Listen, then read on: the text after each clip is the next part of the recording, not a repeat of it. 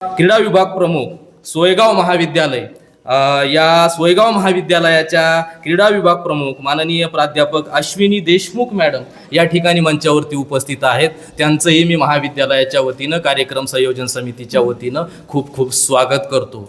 संबंध संस्थेमध्ये या कार्यक्रमाचं आयोजन होतंय आणि या कार्यक्रमाच्या आयोजनामध्ये खास जे हात राबतायत त्यातले दोन महत्त्वाची माणसं आज आपल्या या प्रसंगी स्टेजवरती आहेत. या ठिकाणी माननीय डॉक्टर संतोष जाधव सर, महाराजा सयाजीराव गायकवाड महाविद्यालय मालेगाव येथील क्रीडा प्रशिक्षक, क्रीडा विभाग प्रमुख आदरणीय डॉक्टर संतोष जाधव सर, ज्यांची या कार्यक्रमाच्या आयोजनामध्ये ज्यांचे परिश्रम आहेत त्यांचंही मार्गदर्शन आपल्याला ऐकायला मिळणार आहे, असे डॉक्टर संतोष जाधव सर मंचावरती उपस्थित आहेत. त्यासोबतच मनमाड महाविद्यालयाचे क्रीडा प्रशिक्षक विभाग प्रमुख डॉक्टर सुहास वराडे सर यांचीही खूप मेहनत या कार्यक्रमाच्या आयोजनामध्ये आहे आणि त्यांचंही मार्गदर्शन आपल्या सगळ्या विद्यार्थिनींना आज मोलाचं ठरणार आहे. हे सर्व मान्यवर मंचावरती उपस्थित आहेत. महाविद्यालयाच्या वतीनं मी त्यांचं खूप खूप स्वागत करतो. या मंचावरती ज्यांच्या अध्यक्षतेखाली हे संबंध उपक्रम आपण आयोजित करणार आहोत किंवा हे उपक्रम या ठिकाणी संपन्न होणार आहेत, असे आमचे कुटुंब प्रमुख, उपक्रमशील प्राचार्य आदरणीय प्राचार्य डॉक्टर भाऊसाहेब गमे सर, ज्यांच्या मार्गदर्शनातून आणि ज्यांच्या नेतृत्वातून येवला महाविद्यालय दिवसेंदिवस प्रगतीच्या शिखरावरती पोहोचत आहे, असे आमचे कुटुंब प्रमुख आदरणीय प्राचार्य डॉक्टर भाऊसाहेब गमे सर अध्यक्षस्थानी मंचावर आहेत. त्यांचंही मी या प्रसंगी खूप खूप स्वागत करतो. या मंचावरती महाविद्यालयाचे सन्माननीय उपप्राचार्य आदरणीय डॉक्टर रवींद्र ठाकरे सरही उपस्थित आहेत. त्यांचंही मी या प्रसंगी खूप खूप स्वागत करतो. आदरणीय सरांचं नाव आदरणीय घोरपडे सरही मंचावरती स्थानापन्न आहेत. या पत्रिकेत माझ्याकडे नसल्यामुळं सरांचा माझा परिचय नाही, पण आदरणीय सर या ठिकाणी उपस्थित आहेत. त्यांचंही मी महाविद्यालयाच्या वतीनं संयोजन समितीच्या वतीनं खूप खूप स्वागत करतो. समोर विविध विभागामध्ये कार्यरत असणारे वरिष्ठ आणि कनिष्ठ विभागातील कार्यरत असणारे सर्व प्राध्यापक, प्राध्यापिका आणि या कार्यक्रमासाठी उपस्थित असणाऱ्या सगळ्या विद्यार्थिनी आणि शिक्षकेतर कर्मचारी, ज्यांच्याशिवाय हा कार्यक्रम या ठिकाणी यशस्वी होऊ शकत नाही, संपन्न होऊ शकत नाही, या सगळ्यांचं मी सुरुवातीलाच या ठिकाणी खूप स्वागत करतो. या सगळ्यांचा धन्यवाद व्यक्त करून मी कार्यक्रमामध्ये पुढे जातो आहे. पुनश्च एकदा या सर्वांचं स्वागत. आपण कुठल्याही कार्यक्रमाची सुरुवात ज्यांनी शिक्षणाची ज्योत पेटवली, ज्यांनी शिक्षणाची गंगा येवल्यापर्यंत आणली, ज्यांनी गोरगरीब, कष्टकरी, वंचित, उपेक्षित समूहातील मुलांसाठी, मुलींसाठी शाळा काढल्या, महाविद्यालये काढली, वसतिगृहे काढली, असे कुळ कायद्याचे जनक, संयुक्त महाराष्ट्र राज्याच्या चळवळीचे अग्रणी नेते, महात्मा गांधी विद्या मंदिर शिक्षण संस्था असेल किंवा आदिवासी सेवा समिती असेल, या महाराष्ट्रातल्या अग्रगण्य संस्थांचे संस्थापक कर्मवीर भाऊसाहेब हिरे यांच्या प्रतिमेस पुष्प अर्पण करून, अभिवादन करून आपण कुठल्याही कार्यक्रमाची सुरुवात करत असतो आणि असं करणं हे आपलं कर्तव्य देखील आहे. मी मंचावरील सर्व मान्यवरांना विनंती करतो की आपण कर्मवीर भाऊसाहेब हिरे यांच्या प्रतिमेस अभिवादन करून या कार्यक्रमाला सुरुवात करावी.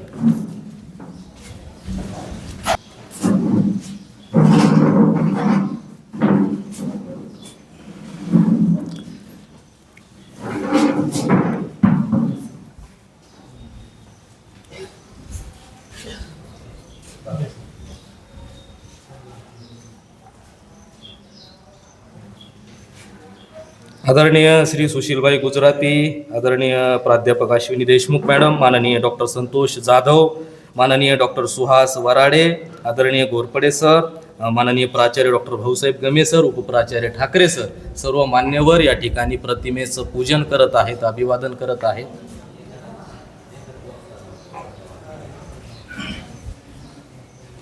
आपण उघड्या डोळ्याने पाहिलं तर आपल्याला लक्षात येतं, रोजच्या रोज वर्तमानपत्रामध्ये असेल, TV चॅनल्सवरून असेल, महिला अत्याचाराच्या घटना असतील, महिला अन्याय अत्याचाराच्या घटना असतील, त्या सातत्यानं आपल्या समोर येतात. आजचा जे जग आहे, आधुनिक शिखरावर असलेल्या जगात सुद्धा अशा सगळ्या गोष्टी होतात. या सगळ्या गोष्टी लक्षात घेऊन मुलींसाठी, विद्यार्थिनींसाठी सेल्फ डिफेन्स काळाची कशी गरज आहे हा विषय घेऊन आजच्या कार्यक्रमाला आजची कार्यशाळा आपण या ठिकाणी आयोजित केलेली आहे. ही कार्यशाळा यावाना आजचा हा कार्यक्रम आयोजित करण्यामागची भूमिका अर्थात प्रास्ताविक करण्यासाठी मी महाविद्यालयाचे सन्माननीय उपप्राचार्य डॉक्टर रवींद्र ठाकरे सर यांना विनंती करतो की या कार्यक्रमाची भूमिका आपण प्रास्ताविकातून या ठिकाणी विशद करावी.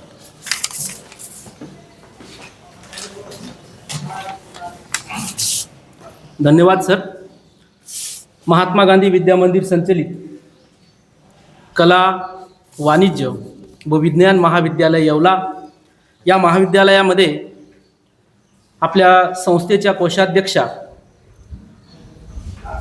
आदरणीय सौ डॉक्टर स्मिताताई हिरे यांच्या वाढदिवसानिमित्त आज विद्यार्थिनींसाठी सेल्फ डिफेन्स स्वसंरक्षण या कार्यक्रमासाठी उपस्थित मंचावरील सर्व मान्यवर, आपल्या महाविद्यालयावर, महाविद्यालयातील विद्यार्थ्यांवर अतिशय प्रेम करणारे येवला नगरीचं भूषण, आजच्या कार्यक्रमाचे उद्घाटक आदरणीय सुशीलभाई, आजच्या या कार्यशाळेसाठी प्रमुख मार्गदर्शक म्हणून लाभलेल्या सोयगाव महाविद्यालयाच्या आमच्या सहकारी प्राध्यापिका अश्विनी देशमुख मॅडम,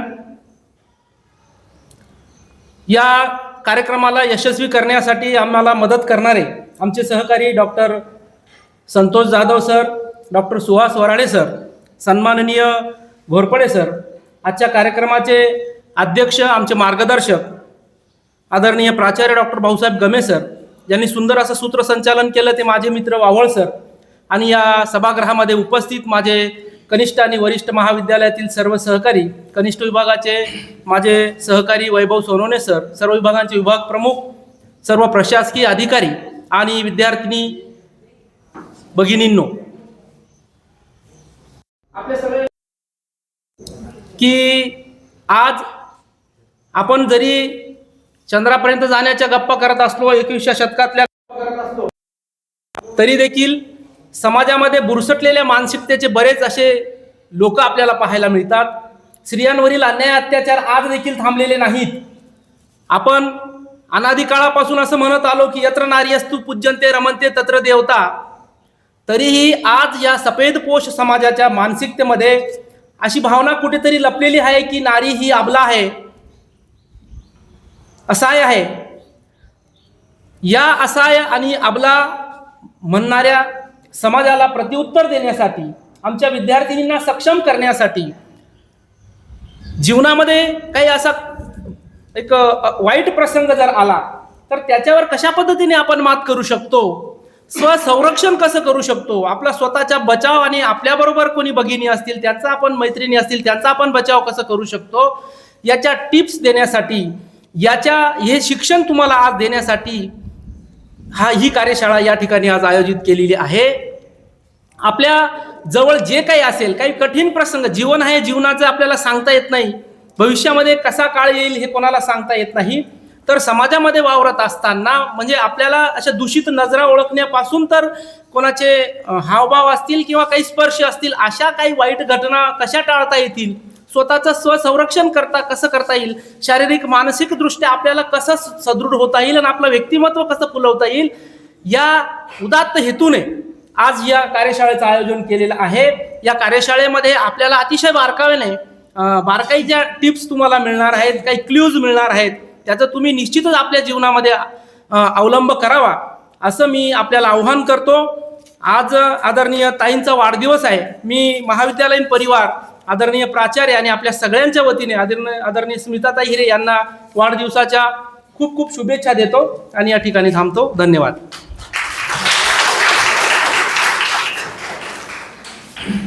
धन्यवाद सर. आजच्या आधुनिक युगातही स्त्रियांवरती वारंवार अत्याचार होतात आणि म्हणून स्त्री ही अबला नसून सबला आहे, ती जिजाऊ आहे, ती सावित्री आहे, हे जगाला दाखवून देण्यासाठी सेल्फ डिफेन्स नावाची जी गोष्ट आहे ती तुम्हाला सांगायची, ती तुम्हाला शिकवायची आणि ती तुम्हाला अंगीकार करायची आहे. या निमित्तानं या कार्यक्रमाचं आयोजन या ठिकाणी आपण केलेली आहे. अशा भावना आपण व्यक्त केलेल्या आहेत. ज्या पद्धतीनं कवितेमध्ये सांगितलं की अभिमानाने सांगत असते मी बाई आहे, अभिमानाने सांगत असते मी बाई आहे, युग करत्या त्या शिवाजीची मी आई आहे, युग करत्या त्या शिवाजीची मी आई आहे. या सगळ्या जिजाऊ, या सगळ्या सावित्रीच्या लेकी या ठिकाणी बसलेल्या आहेत आणि त्यांच्यासाठी म्हणून या कार्यक्रमाचं आयोजन आपण केलेलं आहे. मी पुनश्च एकदा ठाकरे सरांचे धन्यवाद व्यक्त करतो. आपल्याकडे आलेल्या सन्माननीय अतिथींचं, आपल्याकडे आलेल्या सन्माननीय पाहुण्यांचं यथोचित स्वागत करणं, यथोचित आदरातिथ्य करणं ही आपली भारतीय संस्कृती आहे.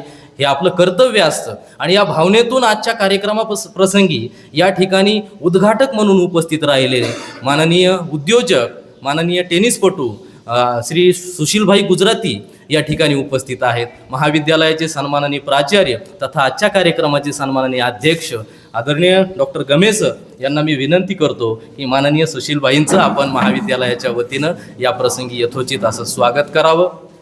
खरं तर सुशीलभाईंचं प्रेम आमच्या महाविद्यालयाला सातत्यानं मिळत असतं. त्यांचा स्नेह, त्यांचं मार्गदर्शन आम्हाला सातत्यानं मिळत असतं आणि त्यांच्या सहवासातून एक वेगळं चैतन्य या महाविद्यालय परिसरामध्ये निर्माण होत असतं. आदरणीय सुशीलभाईंचं स्वागत या ठिकाणी सन्माननीय प्राचार्य साहेबांच्या हस्ते होतं आहे. या प्रसंगी ज्यांचं प्रमुख मार्गदर्शन आपल्याला ऐकायला मिळणार आहे, आजच्या अशा प्रमुख मार्गदर्शक सोयगाव महाविद्यालयाच्या सन्माननीय क्रीडा विभाग प्रमुख माननीय प्राध्यापक अश्विनी देशमुख मॅडम या ठिकाणी उपस्थित आहेत. मी आदरणीय अश्विनी देशमुख मॅडमचं यथोचित स्वागत करण्याची विनंती सन्माननीय उपप्राचार्य आदरणीय डॉक्टर रवींद्र ठाकरे सर यांना करतो. आपण आदरणीय अश्विनी देशमुख मॅडम यांचं यथोचितपणे या ठिकाणी स्वागत करावं.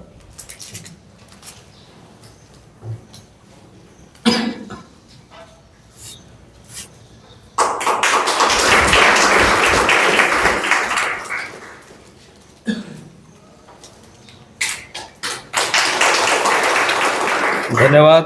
या प्रसंगी ज्यांची खास उपस्थिती आहे, ज्यांचं खास मार्गदर्शन या कार्यक्रमाप्रसंगी आपल्याला ऐकायला मिळणार आहे, ते डॉक्टर संतोष जाधव सर, मसगा महाविद्यालय मालेगावचे सन्माननीय क्रीडा प्रशिक्षक आदरणीय डॉक्टर संतोष जाधव सर यांचं यथोचित स्वागत करण्याची विनंती मी आदरणीय कनिष्ठ विभाग प्रमुख प्राध्यापक वैभव सोनवणे सर यांना करतो. त्यांनी आदरणीय सरांचं यथोचित या ठिकाणी स्वागत करा.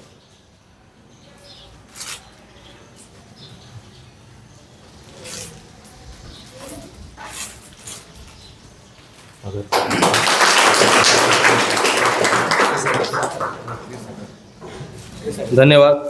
यानंतर या प्रसंगी उपस्थित असणारे आपले आजचे खास पाहुणे माननीय डॉक्टर सुहास वराडे सर यांचंही यथोचितपणे या ठिकाणी स्वागत करणं अपेक्षित आहे. डॉक्टर सुहास वराडे सरांचं स्वागत करण्याची विनंती मी आमचे भूगोल विभागाचे प्रमुख आदरणीय प्राध्यापक पगार सर यांना विनंती करतो की आपण आदरणीय सुहास वराडे सरांचं या प्रसंगी स्वागत करावं, आदर तिथे करावं.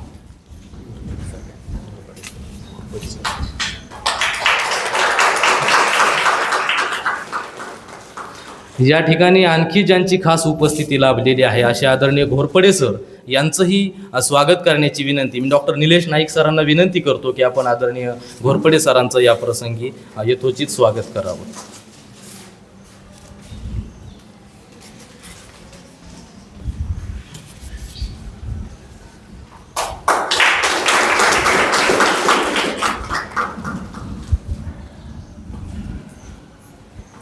धन्यवाद.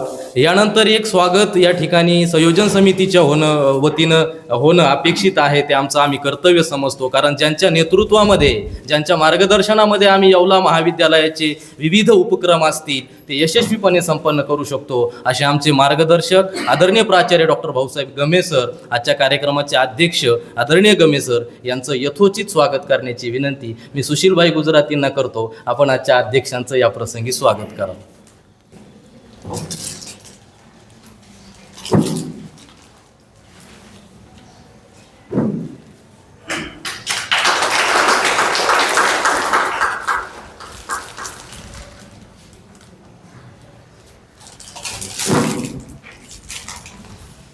धन्यवाद. मान्यवरांना विनंती आहे की आपण स्थानापन्न व्हावं. सर्व मान्यवरांचं पुनश्च एकदा शब्दसुमनांनी खूप खूप स्वागत. उपस्थितांचं पुनश्च एकदा शब्दसुमनांनी खूप खूप स्वागत. यानंतर मी सन्माननीय मान्यवरांचा, आजच्या अतिथींचा परिचय करून देण्यासाठी डॉक्टर निलेश नाईक यांना या ठिकाणी निमंत्रित करतोय. डॉक्टर निलेश नाईक यांनी आजच्या पाहुण्यांचा यथोचित परिचय आपल्या विद्यार्थिनींना करून द्यावा. धन्यवाद सर. महात्मा गांधी विद्यामंदिर नाशिक संचलित कला, वाणिज्य व विज्ञान महाविद्यालय येवला आज आपल्या महाविद्यालयामध्ये आपल्या संस्थेच्या कोषाध्यक्ष डॉक्टर स्मिताताई हिरे यांच्या वाढदिवसानिमित्त विद्यार्थिनींसाठी विशेष सेल्फ डिफेन्स कार्यक्रमाचं आयोजन करण्यात आलेलं आहे. आजच्या या कार्यक्रमाचे अध्यक्ष आपल्या महाविद्यालयाचे प्राचार्य डॉक्टर भाऊसाहेब गमे सर, मंचावर उपस्थित आजच्या कार्यक्रमाचे उद्घाटक सन्माननीय सुशीलबाई गुजराथी, त्यानंतर आजच्या कार्यक्रमाच्या प्रमुख पाहुण्या प्राध्यापक सौ अश्विनी मॅडम, अश्विन देशमुख मॅडम, त्यानंतर आजच्या कार्यक्रमाचे प्रमुख उपस्थिती ज्यांची लाभलेली आहे ते डॉक्टर संतोष जाधव सर, त्यानंतर डॉक्टर सुहास वराडे सर आणि आदरणीय घोरपडे सर, आणि मंचावर उपस्थित आपल्या महाविद्यालयाचे उपप्राचार्य डॉक्टर रवींद्र ठाकरे सर. आजच्या कार्यक्रमाचे प्रमुख पाहुणे किंवा उद्घाटक म्हणून लाभलेले आहेत सुशीलबाई गुजराथी, यांचा परिचय मी या ठिकाणी आपणास करून देतो. श्री सुशीलबाई गुजराथी हे आपल्या येवल्यातील एक प्रतिष्ठित व्यक्ती किंवा एक सामाजिक कार्यकर्ते आहेत. त्यांचं नाव आपल्या येवला नगरीमध्ये प्रसिद्ध आहे. ते एक उद्योजक आहेत, उद्योगपती आहेत. त्यानंतर त्या आपल्या कला वाणिज्य आणि विज्ञान महाविद्यालयाच्या विकास समितीचे सदस्य देखील आहेत. तसेच येवल्यातीलच सेनापती तात्या टोपे शिक्षण मंडळाचे ते सचिव देखील आहेत. त्यानंतर येवल्यातील अनेक सामाजिक उपक्रमामध्ये त्यांचा नेहमी सक्रिय सहभाग असतो. आणि विशेष म्हणजे आपल्या सगळ्यांना इथे लाजवेल अशी गोष्ट म्हणजे ते एक उत्कृष्ट टेनिसपटू आहे. त्यांच्या घराण्याला तो वारसा लाभलेला आहे.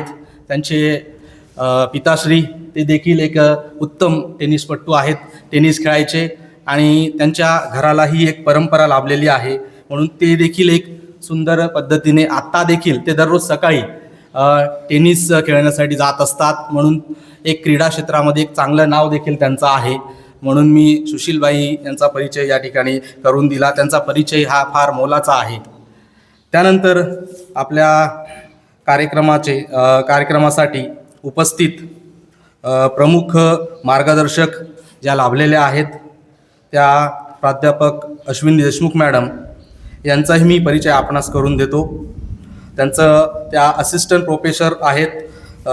त्यांचं designation director of physical education and sport, त्या क्रीडा संचालक आहेत. त्यानंतर सध्या त्या MVP arts commerce science college Soygaon, taluka Malegaon, जिल्हा नाशिक या ठिकाणी त्या कार्यरत आहेत. त्यांचं एज्युकेशन क्वालिफिकेशन जर आपण पाहिलं तर त्या BSc फिजिक्स, BPEd, MPEd आणि सेट क्वालिफाय आहेत. त्यानंतर त्यांनी डिप्लोमा इन मास कम्युनिकेशन्स आणि जर्नलिझम केलेलं आहे. त्यानंतर मार्शल आर्ट्स या विषयामध्ये त्यांचं PhD रजिस्ट्रेशन देखील आहे. त्यानंतर स्किलचा जर आपण विचार केला तर षटकोन कराटे ब्लॅक बेल्ट त्यांना मिळालेला आहे. त्यानंतर NCC सर्टिफिकेट होल्डर त्या आहेत. त्यानंतर NSS बेस्ट व्हॉलेंटियर म्हणून देखील त्या राहिलेल्या आहेत. आणि त्यांना अनेक आपल्या या क्रीडा क्षेत्रामध्ये अवॉर्ड्स देखील मिळालेले आहेत. त्यांना बेस्ट कराटे स्टेट लेवलचा अवॉर्ड देखील मिळालेला आहे. त्यानंतर best college student of the year 2013-14 Bhosala military school college Nashik. त्यानंतर best NCC senior under officer Bhosala military college Nashik. त्यानंतर best NCC volunteer Bhosala military college Nashik. त्यानंतर साहजिकच आहे महिलांसाठी त्या कार्य करतात किंवा त्याही स्वतः एक महिला आहेत, त्याच्यामुळे बेटी बचाव बेटी पढाव अवॉर्ड देखील त्यांना 2019चा मिळालेला आहे. State government of Maharashtra Nashik district. त्यानंतर नारी शक्ती अवॉर्ड देखील त्यांना मिळालेला आहे. त्यानंतर हिरकणी रत्न अवॉर्ड साई धनवर्षा फाउंडेशन नाशिक यांच्या मार्फत तो अवॉर्ड देखील त्यांना मिळालेला आहे. त्यानंतर महाराष्ट्राची कन्या अवॉर्ड 2023 साई धनवर्षा फाउंडेशन नाशिक हाही त्यांना मिळालेला आहे. त्यानंतर श्री शक्ती सन्मान अवॉर्ड 2023 मनु मानसी सेवाभावी संस्था नाशिक यांच्यामार्फत तो त्यांना मिळालेला आहे. त्यानंतर best self defence trainer award of मावळा मराठा ऑर्गनायझेशन ठाणे हाही देखील त्यांना मिळालेला आहे. त्यानंतर समाजरत्न अवॉर्ड साई धनवर्षा फाउंडेशन नाशिक हा देखील त्यांना मिळालेला आहे. त्यानंतर आदर्श शिक्षण पुरस्कार 2024 फ्रॉम बाल किल्ला हा देखील त्यांना मिळालेला आहे. त्यानंतर त्या best NCC STO 48 Maharashtra battalion NCC Dhule 2025, त्यानंतर समाजरत्न अवॉर्ड 2025, सुवर्णरत्न अवॉर्ड 2026 इतके अवॉर्ड्स त्यांना मिळालेले आहेत. आणि खरं सांगायला गेलं तर महिला आणि मुलींसाठी म्हणजे 10,000 महिला आणि मुलींना त्यांनी आतापर्यंत ट्रेनिंग दिलेलं आहे. म्हणजे ही आपल्यासाठी खूप मानाची गोष्ट आहे की इतक्या त्यांचा जो परिचय आहे त्यांच्या कर्तृत्वातनं आपल्याला तो दिसतोय. त्यांचं कर्तृत्व, त्यांचं काम इतकं छान आहे. खरं थोडक्यात सांगायचं म्हटलं तर त्या एक अष्टपैलू व्यक्तिमत्व आहेत. शारीरिक शिक्षण आणि क्रीडा, कराटे, NCC, NSS क्षेत्रात त्यांचं मोलाचं योगदान आहे आणि महिलांच्या संरक्षणार्थ त्या अत्यंत कौतुकास्पद आणि मोलाचं काम त्या करतात. आणि त्या आपल्याला अशा मार्गदर्शक म्हणून लाभलेल्या आहे आपल्या महाविद्यालयात. त्यांचा कार्याचा अधिक परिचय आपल्याला त्यांच्या मार्गदर्शनातून होणार आहे. त्यामुळे मी या ठिकाणी थांबतो. धन्यवाद.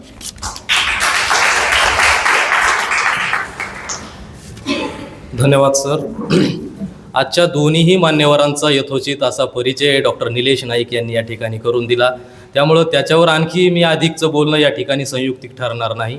परंतु एक गोष्ट या ठिकाणी बोलावी लागेल की या देशामध्ये, या जगामध्ये, या महाराष्ट्रामध्ये अनेक उद्योजक आहेत, उद्योगपती आहेत, परंतु सामाजिक जाणीवेचे उद्योजक फार कमी आहेत. आणि त्यातलं एक महत्त्वाचं नाव म्हणजे सुशीलभाई गुजराती. वो आसमा है मगर सर झुका के चलता है, हे जे शब्दप्रयोग आहेत ते सुशीलभाईंसाठी लागू होतात. आदरणीय अश्विनी मॅडमचा या ठिकाणी यथोचित परिचय नाईक सरांनी या ठिकाणी करून दिला. खऱ्या अर्थानं सावित्रीची लेक कशी असते किंवा तुम्हाला सुद्धा त्यांच्यासारखं शिकून कर्तृत्व सिद्ध करून या ठिकाणी स्वतःला सिद्ध करायचं आहे, अशा प्रकारची प्रेरणा ज्यांच्या आयुष्यातून मिळावी अशा अश्विनी मॅडम या ठिकाणी उपस्थित आहेत. दोन्हीही मान्यवरांचा यथोचित परिचय या ठिकाणी झालेला आहे. आता या कार्यक्रमाचा औपचारिक उद्घाटनाचा सोहळा या ठिकाणी होईल. या कार्यक्रमाचं उद्घाटन झालं असं या ठिकाणी माननीय सुशीलभाई गुजरातींनी जाहीर करावं आणि या प्रसंगी या ठिकाणी उपस्थित असणाऱ्या सर्व विद्यार्थिनींना आपण मार्गदर्शन देखील करावं. जोरदार टाळ्यांनी आपण सुशीलभाईंचं या ठिकाणी स्वागत करू.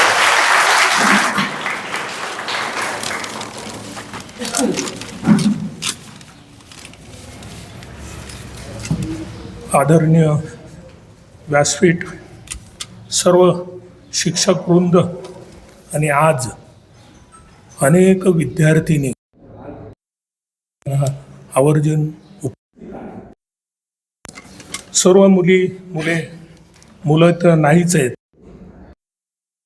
त्याकडे काय आहे मला नाही कल्पना, परंतु आमच्या शाळेमध्ये आम्ही बघतो मुलांपेक्षा मुलींची संख्या ही प्रत्येक ठिकाणी जास्ती असते. शिक्षकांपेक्षा शिक्षिकांची संख्या ही जास्ती असते. काय कारण हे मला नाही सांगता येणार, परंतु सध्या ही आपल्या भारतातली ही परिस्थिती सध्या आहे. याच्यावरनं एक लक्षात येतं त्या मुलींना किंवा स्त्रियांना आपल्या देशामध्ये किती मोठ्या प्रमाणामध्ये मान दिला जातो. आजचा हा जो कार्यक्रम आहे त्याचं मी उद्घाटन झालं असं हे सिद्ध करतो आणि आज सगळ्यांच्या वतीने हे सांगतो. तसंच डॉक्टर स्मिताताई हिरे यांच्या वाढदिवसाच्या निमित्ताने आपल्या सर्वांच्या वतीने, पूर्ण व्यासपीठाच्या वतीने, माझ्या परिवाराच्या वतीने त्यांना पुढील आयुष्य असंच भरभराटीचं जावं. ते राजकारणात किती सक्रिय असतात मला नाही कल्पना, गमे सरांना माहीत असेल, परंतु राजकारणात जर ते सक्रिय जर असतीलच तर त्यांचं पुढचं आयुष्य अशाच पद्धतीने, त्यांचं कौटुंबिक तसं जर बघायला गेलं तर हिरे फॅमिली ही खूप मोठ्या प्रमाणामध्ये आपल्या महाराष्ट्रामध्ये राजकारणामध्ये खूप अग्रेसर असायचीत. आणि त्यावेळेस काही वर्ष आधी म्हणजे ही जी संस्था जी आहे ती त्यांच्याच परिवारातल्या अनेक लोकांनी बघितली आणि आजसुद्धा तेच बघतायत. माझा किती परिचय आहे तुम्हाला तो मला नाही सांगता येणार, परंतु या शाळेमध्ये मी सरांना ते सांगितलं, मी 68-69 साली आमच्या काळामध्ये मॅट्रिक होती, तर त्या मॅट्रिकमध्ये मी इथेच होतो. ह्याच विंगमध्ये आम्ही कोणत्या तरी वर्गात बसायचो. आता तरी स्लॅब आहेत, पूर्वी इथे पत्रे असायचेत. एकदा कोणतं तरी वावटळ आलं होतं, त्याच्यामध्ये पत्रे उडले होते, अनेक शिक्षकांना लागलं बी होतं. सोनार सर त्यावेळेस असायचे, सोनार सरांना खूप मोठ्या प्रमाणात लागलं होतं. अनेक विद्यार्थी अनेक विद्यार्थिनी या शाळेमध्ये तयार होतात, शिकतात. आजचा खरा विषय जो आहे तो स्पोर्ट्सचा आहे. स्पोर्टच्या बाबतीमध्ये काय सांगावं, आज तसं जर बघायला गेलं तर आपले जे देशमुख मॅडम आहेत त्यांना जास्ती माहिती आहे, ते तर तुम्हाला संपूर्ण माहिती सांगतीलच. माझ्या माहितीप्रमाणे त्यांचं लेटर हेड जर त्यांनी तयार केलं तर पुढचा एक भाग जो आहे तो त्यांचा आतापर्यंतचं त्यांचं जेवढंही कारकीर्द झाली असेल त्याच्या बाबतीमध्ये जेवढंही लिहिलं जाईल तेवढं सगळं कमी होईल. तुम्हाला माहीत नसेल, डेक्कन ॲटोमोबाईल ही पुण्यामध्ये, ॲटोमोबाईल नाही, डेक्कन स्पोर्ट्सचं जे टेनिसचं जे कोर्ट आहे ते डेक्कनचं उद्घाटन आणि येवल्याच्या टेनिसच्या कोर्टचं उद्घाटन एकाच वर्षामध्ये झालेलं आहे. जवळजवळ 115 वर्ष आधी आपल्याच येवल्यामध्ये 4 लॉन टेनिसचे कोर्ट आहेत. हे किती लोकांना माहिती आहे मला नाही कल्पना. अनेक विद्यार्थी तिथे तयार होतात, अनेक विद्यार्थिनीसुद्धा तिथे तयार झालेल्या आहेत. आजसुद्धा जवळजवळ 40 ते 50 विद्यार्थिनी तिथे शिकायला येतात आणि रोज सकाळी लॉन टेनिस खेळतात. साधारण 7 वाजेपासून तर 9 वाजेपर्यंत हा गेम चालतो. माझं वय किती आहे हे माझं सांगण्यापेक्षा मुली तर कायम वय लपवत असतात, परंतु पुरुष लोक हे वय कायम सांगत असतात. मी आज 75 ते 76 वर्षाचा आहे, तरी माझं आज वय जाणवत नाही असं मला असं वाटतं सरांच्या सांगण्यावरनं. त्याचं कारण फक्त एकच आहे की आम्ही स्पोर्ट्समध्ये असतो. माझे वडीलसुद्धा लॉन टेनिस खेळायचे. आपल्याला टेनिसच्या बाबतीमध्ये किती आवड आहे नाही कल्पना मला, परंतु नंदन बाळ हे लहानपणी वयाच्या 18व्या-19व्या वर्षामध्ये येवल्याला टेनिस खेळायला आलेले होते आणि त्यावेळेस माझ्या वडिलांबरोबर ते खेळलेले होते. मी स्वतः लॉन टेनिस खेळतो, माझा मुलगा लॉन टेनिस खेळतो, मुलाचा मुलगा लॉन टेनिस खेळतो, माझी सुनबाई ही सुद्धा लॉन टेनिस खेळते. माझी सुनबाई, आज तिचा परिचय सांगणं म्हणजे ती आता नगरपालिकेमध्ये नगरसेविका आहेत. ती सुद्धा सकाळी रोज टेनिस खेळायला येते. भूषणाचं सांगणं म्हणजे ती भारताचं प्रतिनिधित्व करण्यासाठी पुढच्या महिन्यामध्ये ती पोर्तुगालला लॉन टेनिसच्या मॅचेस खेळायला जाते. 4 ते 5 वर्ष आधी त्यांचे मिस्टर म्हणजे माझा मुलगा यांनी सुद्धा येवल्याचं प्रतिनिधित्व केलेलं होतं. आपल्याला किती माहीत आहे नाही कल्पना, परंतु आपल्याच शाळेमध्ये एक शिक्षक होते पारेख सर म्हणून, ते सुद्धा त्यांनी सुद्धा भारताचं प्रतिनिधित्व करण्यासाठी एक 10 वर्ष आधी ते सुद्धा भारताच्या बाहेर परदेशामध्ये लॉन टेनिसचं प्रतिनिधित्व त्यांनी सुद्धा केलं.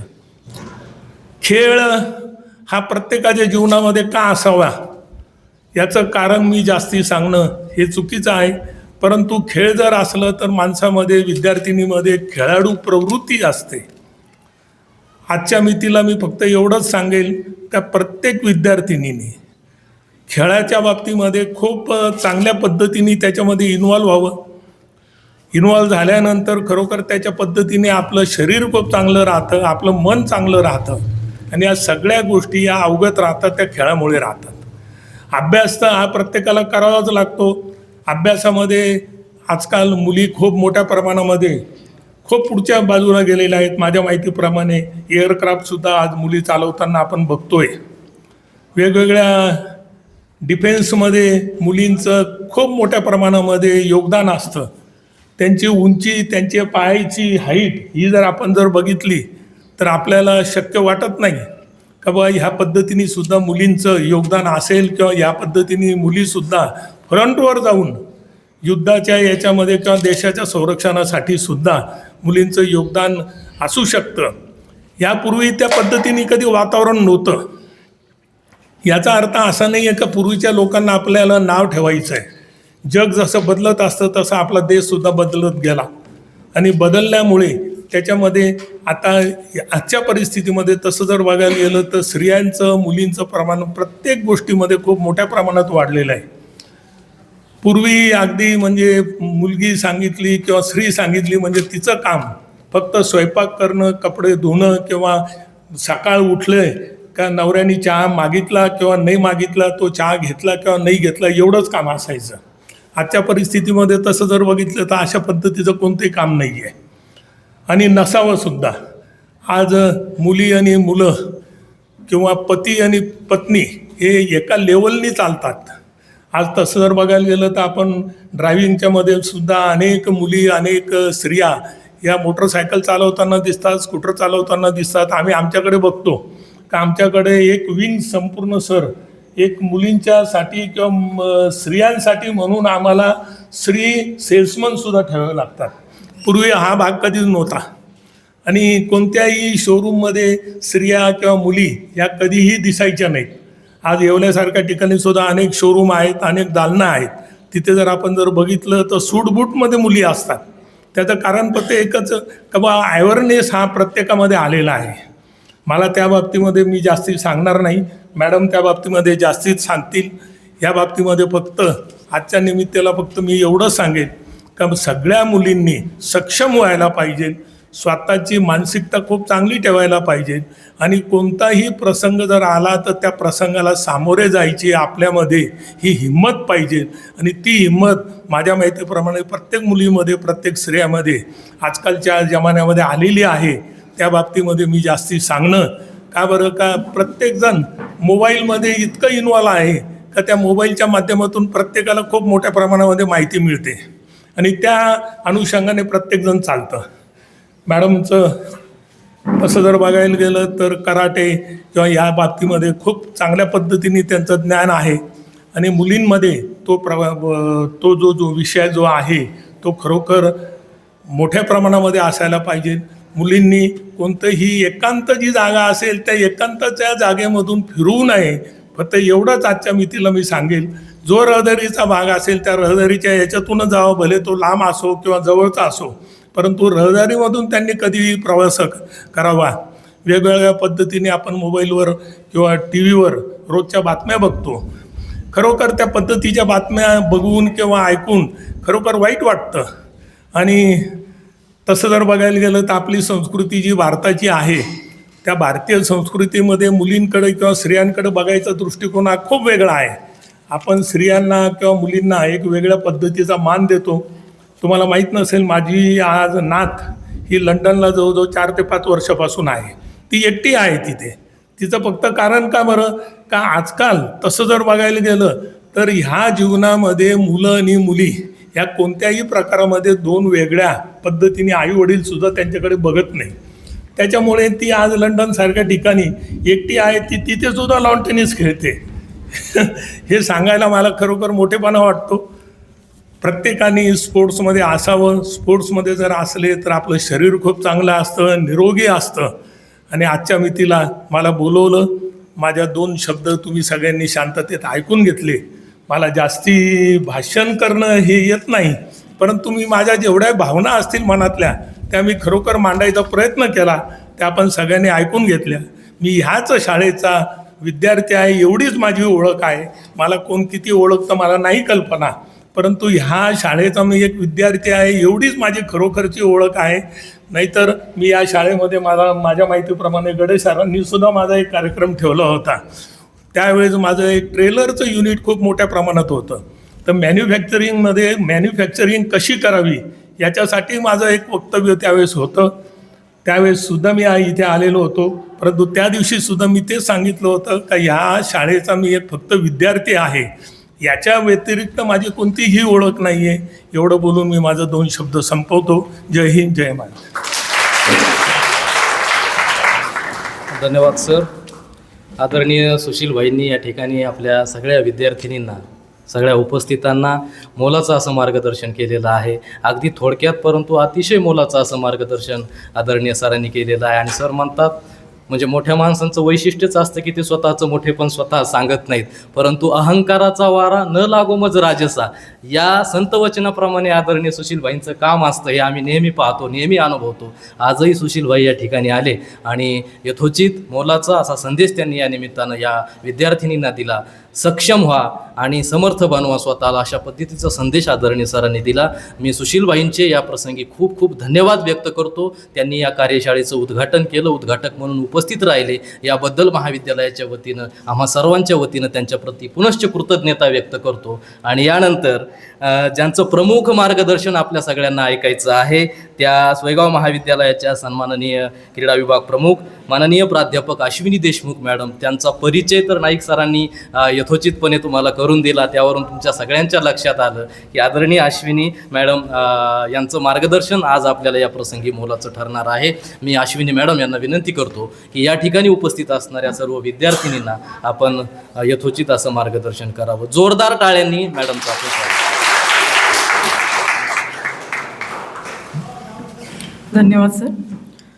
आदरणीय व्यासपीठावर उपस्थित सर्व सन्माननीय मान्यवर, या ठिकाणी उपस्थित सर्व शिक्षकवृंद आणि ज्यांच्यासाठी हा अट्टहास आहे अशा माझ्या सगळ्या लाडक्या विद्यार्थी मैत्रिणी, गुड मॉर्निंग. झोपेत आहे? हे किती आहेत नक्की? हे किती आहेत? उठल्या? Good morning. Good morning. आवाज सुरुवात इथून होते आपली. ठीक आहे. जी मी मुलगी आहे, मी डायरेक्ट विषयाला हात घालते. बोलणं थोडं परखड आहे, कुणाच्याही भावना दुखवायचा विचार नाही आहे. फक्त एकच, मी मुलगी आहे, मग ते नाजूक लाजरे बुजरं 1947 चालू नाही आहे, टू बी व्हेरी ऑनेस्ट. ठीक आहे. आता 2026 आहे. चालू घडामोडीनुसार आपल्याला बदल करणं फार गरजेचं आहे. सेल्फ डिफेन्स हा एक शब्द आपल्या वारंवार कानावर पडतो, पण काय असतं सेल्फ डिफेन्स नक्की? ऐकल्यानंतर काय वाटतं तुम्हाला? बोलायचं हे 2 वे कम्युनिकेशन आहे. मी इथं भाषण देण्यासाठी किंवा काही मार्गदर्शन करण्यासाठी नाही, आपल्याला कम्युनिकेट करायचं एकमेकांसोबत. ठीक आहे. काय वाटतं तुम्हाला सेल्फ डिफेन्स हा शब्द ऐकल्यानंतर काय वाटतं? सगळ्यांना बोलता येतं? येस येतं? बोला मग, काय वाटतं सेल्फ डिफेन्स ऐकल्यानंतर? काय वाटतं? काही म्हणत येऊ दे, चुकलं तरी चालतंय.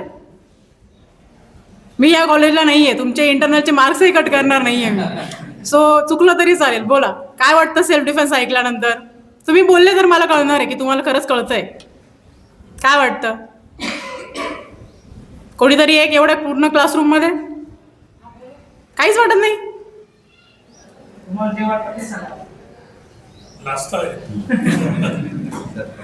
नशीब इंट्रोडक्शन किंवा बोलणारी पण एक मुलगीच आहे. काय वाटतं? काहीच वाटत नाही का आपल्याला सेल्फ डिफेन्स हा शब्द ऐकला? स्वसंरक्षण. हा बोल. Very good. भारत म्हणजे इंडिया म्हणजे भारत है ना. स्वतःला वाचवायचं आहे आपल्याला काही करून. सगळ्यात महत्त्वाची गोष्ट, 2-4 ट्रिक्स आपल्याला माहीत झाल्या म्हणजे मी एकदम मार्शल आर्टिस्ट होऊन गेले अशातला भाग होत नाही. कुठेही हिरोगिरी करायला जायचं नाही. क्लिअर आहे ही गोष्ट? आता बरेचदा काय वाटतं, सेल्फ डिफेन्स ट्रेनर जो असतो तो स्वतः मार्शल आर्टिस्ट असतो बरेचदा. तर आपल्या मनामध्ये काय विचार येतो, हिला बोलायला काय जातं, स्वतः ब्लॅक बेल्ट आहे. बरोबर आहे. सेल्फ डिफेन्सचा आणि कुठल्याही मार्शल आर्टचा दूरपर्यंत संबंध नाही. संबंध येतो तो तुमच्या माइंडसेटचा.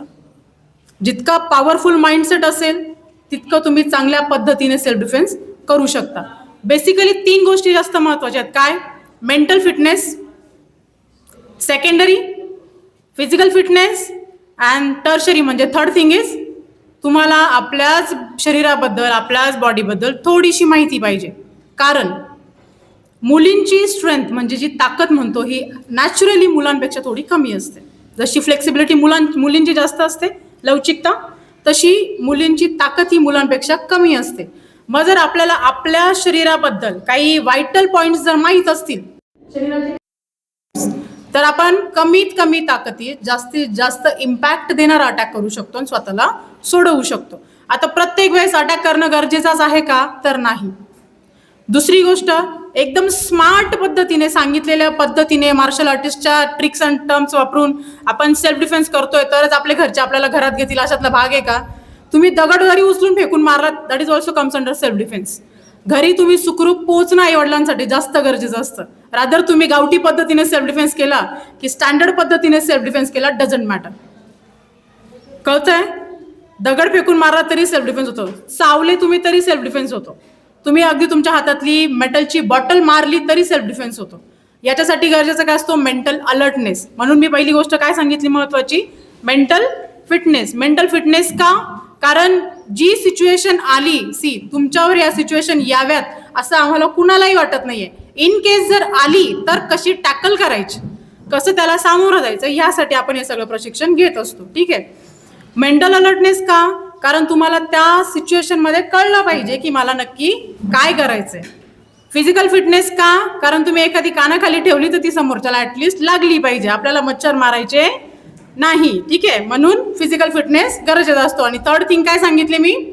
आपल्या शरीराबद्दल. किती हाडं असतात रे ह्युमन बॉडीमध्ये? मोडताना लक्षात आली पाहिजे म्हणून विचारते. किती असतात? सायन्सचा आहे का कोणी इथे? सायन्सचा नाही आहे. बरं, साधारण किती असतात अंदाजे? 206, 206 अडल्टमध्ये. न्यूबॉर्न बेबीमध्ये जास्त असतात. 206 हाडं. म्हणजे मोडल्यानंतर तुम्हाला लक्षात आलं पाहिजे की सेल्फ डिफेन्स करताना थोडेसे 2-4 इकडे तिकडे होऊ शकतात. होतात जर तुमचा अटॅक तितका पॉवरफुल, तितका स्ट्रॉंग असेल. एक महत्त्वाची टिप मी इथे देईल. आज इथून ट्रिक्स शिकून गेल्यानंतर घरी गेल्यानंतर ह्या ट्रिक्स भावा बहिणींवर वापरायच्या नाही. बरेचदा आपण काय करतो, भाऊ जर नाव घेत असेल, छोटा असेल तर तू भेट आता, हा प्रकार घरी जाऊन करायचा नाही. दाराच्या बाहेर आपल्यावर होणारे जे अन्याय असतात, ज्या सिच्युएशन असतात ना, त्या हँडल करण्यासाठी आपण या ट्रिक्स शिकत असतो. ठीक आहे. छोट्या छोट्या ट्रिक्स. आतापर्यंत जे काय झालं, आपण नॉर्मली बघितलं काय गरजेचं असतं. Basic mental fitness yoga meditation करून तुम्ही आणू शकता. बरोबर आहे. फिजिकल फिटनेस ग्राउंडवर थोडीफार ॲक्टिव्हिटी, ॲटलिस्ट स्वतःसाठी अर्धा तास चाला. फिजिकली फिट असणं फार गरजेचं आहे. हेल्थ इज वेल्थ असं आपण म्हणतो. बरोबर आहे. जर तुम्ही एका ठिकाणी जर बसला, एका ठिकाणी जर पडला, तर स्वतःची जन्म देणाऱ्या आईला सुद्धा आपण काही दिवसानंतर जड होतो. हा फॅक्ट आहे. ठीक आहे. त्याच्यामुळे बी प्रॅक्टिकल. तुम्हाला काय करायचं आहे, स्वतःला फिट ठेवणं फार गरजेचं आहे. दुसरी गोष्ट, एक पूर्वापार चालत आलेली संस्कृती आता नाही राहिली आहे. पूर्वीसारखे प्रोव्हायडर आता नाही आहेत. आता डॉमिनन्स वाढत चालला आहे. ठीक आहे. दिवसेंदिवस. तर मुलगा म्हणजे आपलं ATM कार्ड नाही आणि मुलगी म्हणजे आपली मेड नाही. हा पण एक कॉन्सेप्ट. तुम्हाला जर खाता येतं, बनवता येतं, तुम्हाला ते कमावता आलं पाहिजे. क्लिअर आहे. जर तुम्ही बनवू शकता ते तुम्हाला कमावता पण आलं पाहिजे. म्हणजेच काय, तुम्ही फायनान्शियली इंडिपेंडंट झालं पाहिजे. त्याने सुद्धा मेंटल फ्रीडम मिळतो. फ्रीडम आणि घरचे फ्रीडम देतात, त्याचा चुकीचा वापर करायचा नाही. ठीक आहे. बऱ्याचशा गोष्टी आपल्याही चुकतात दुसऱ्यांच्या बघून, सोशल मीडिया बघून, है ना. कुठेतरी माइंडसेट आपला बुरसटला आहे थोडक्यात सोशल मीडियामुळे. काय घ्यायचं, काय नाही घ्यायचं, आपण चांगलं सोडून देतो, नको त्याच्या मागे लागतो. बरोबर आहे. एखादा फोटो पोस्ट केला, लाईक जरी कमी आले तरी आपण डिप्रेशनमध्ये जातोय. म्हणजे आपली एवढी लायकी नाही आहे की समोरचा आपला लाईक करेल त्यावेळेस आपण भारी फील करणार आहे. असं काही आहे का? नाही ना. सोशल मीडियावर सगळे आहेत. मी पण आहे. मी पण आहे. तुम्ही आहात? Yes or no? मी बोलते ते जास्त स्पीडने होतंय का? कळतंय? नक्की? असे पकडून बसवल्यासारखे बसू नका. थोडे बोला, थोडं बोला. आहात सगळे सोशल मीडियावर? इन्स्टा, व्हॉट्सॲप, फेसबुक, है ना. बऱ्यापैकी चालतं आपलं. रील्स स्क्रोल करत असताना ना, कुठलं काय स्क्रोल करतो, कशाला फॉलो करतो, या गोष्टी सुद्धा मॅटर करतात. या मी का सांगते, कारण सेल्फ डिफेन्स फक्त मी तुम्हाला काही ट्रिक्स सांगितल्या, कसं मारायचं, कसं काय करायचं. पण जर इथून मी तुम्हाला अवेअर नाही केलं की कुठे कुठे कसं कसं आपण प्रत्येक गोष्टीला, तुम्ही फेसबुकवर पण फसवले जाऊ शकता. तिथून पुढे पण तुम्हाला त्या पण गोष्टींना टॅकल करायचं असतं. मेंटली फिट असाल तर सिच्युएशन लक्षात येते. जास्त गुडी कोणी नसतं. येतंय लक्षात? त्यामुळे समोरच्याचे इंटेन्शन्स ओळखायला शिका. आणि दुसरी गोष्ट, मुलींची नजर तीक्ष्ण असली पाहिजे. मुलींची नजर, ससे जे भिरभिरतात ना, ते नाही पाहिजे. मुलींची नजर तीक्ष्ण असली पाहिजे. नजरेवरून बऱ्याचशा गोष्टी कळतात, असे जुने लोकही म्हणतात की पोरगी नजरच सांगते पोरगी कशी आहे. हा फॅक्ट आहे. म्हणजे शिक्षक लोक याला रिलेट करत असतील की नजरवरून पोरगी ओळखली जाते बरेचदा. आणि दुसरी गोष्ट, चंद्र सूर्य माहिती आहे? चंद्र सूर्य माहिती आहे? जर तुम्हाला काही बनायचं असेल तर सूर्य बना. चंद्राकडे ज्याची लायकी नाही तो पण बघतो, पण सूर्याकडे जो पण कोणी बघतो ना, तर आदबेने नजर झुकते. तितकी त्याच्यामध्ये प्रखरता असते. तर तुम्हाला बनायचं असेल तर काय बनायचं आहे? सूर्य बनायचं. हे क्लिअर आहे आता? बरं, कधी चुकून नाकाला लागलंय का रे कुणाच्या? नाकाला लागलंय का चुकून? जबरदस्ती नाही, चुकून. काय होतं? डोळ्यात पाणी येतं, कधी कधी ब्लड येतं, त्रास होतो थोडासा. बरोबर आहे ना. मग पहिला पॉईंट मिळाला तुम्हाला. काय? नाक. आता नाकावर काय मारणार हा प्रश्न. काय मारणार? प्रत्येकाची किक तर नाकापर्यंत पोहोचणार नाही आहे.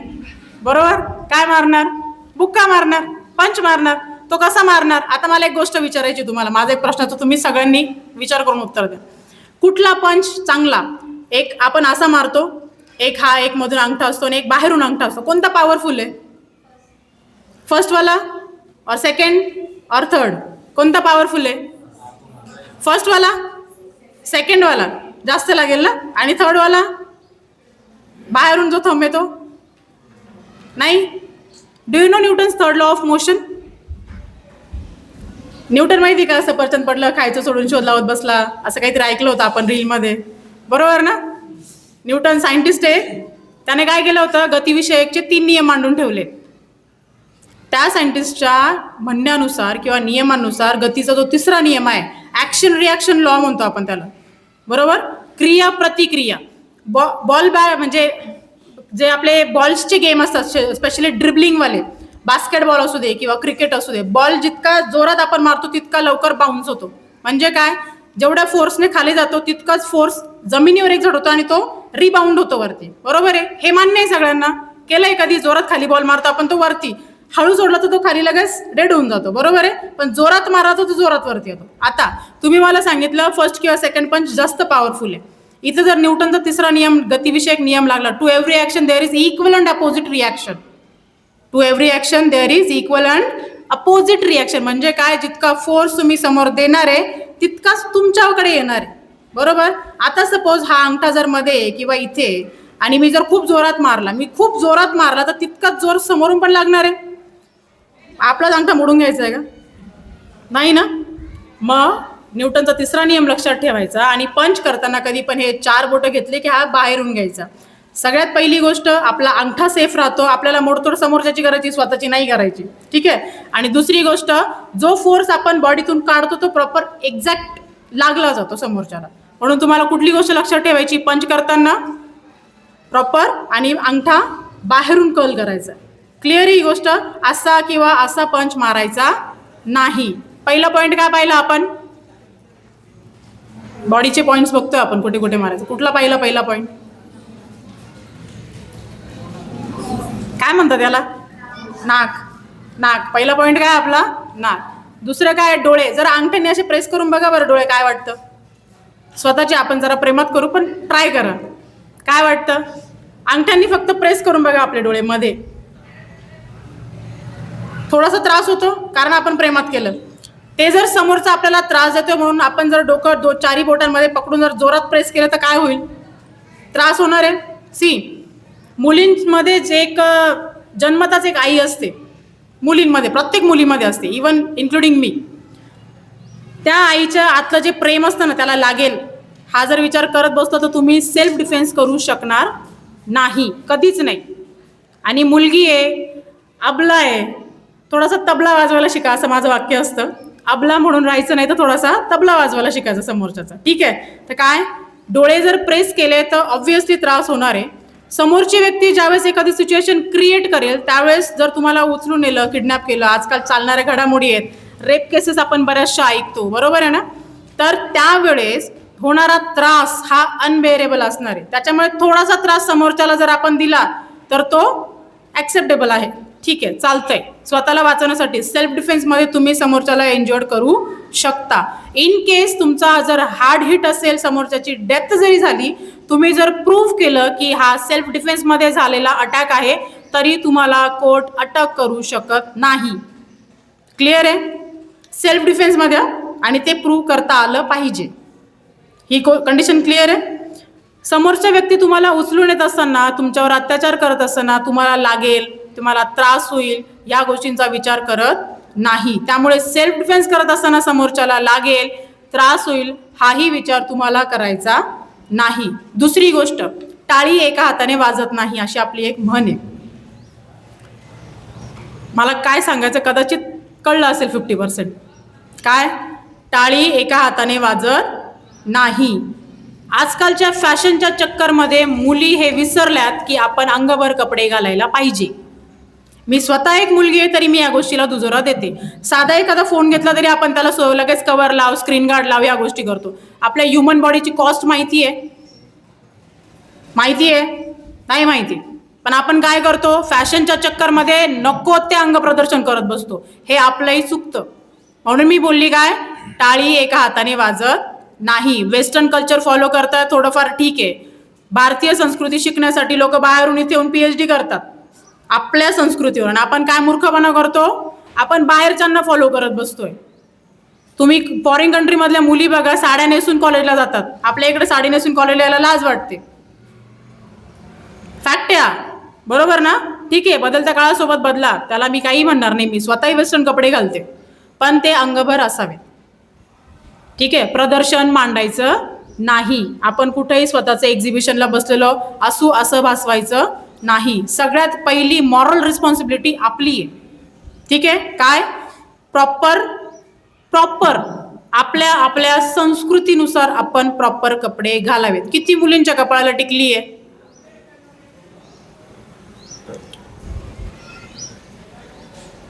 Very good. मला इथं बऱ्याचशा मुलींची संख्या जास्त दिसली. बऱ्याचशा ठिकाणी कपाळाला टिकली लावायला सुद्धा आजकाल लाज वाटते.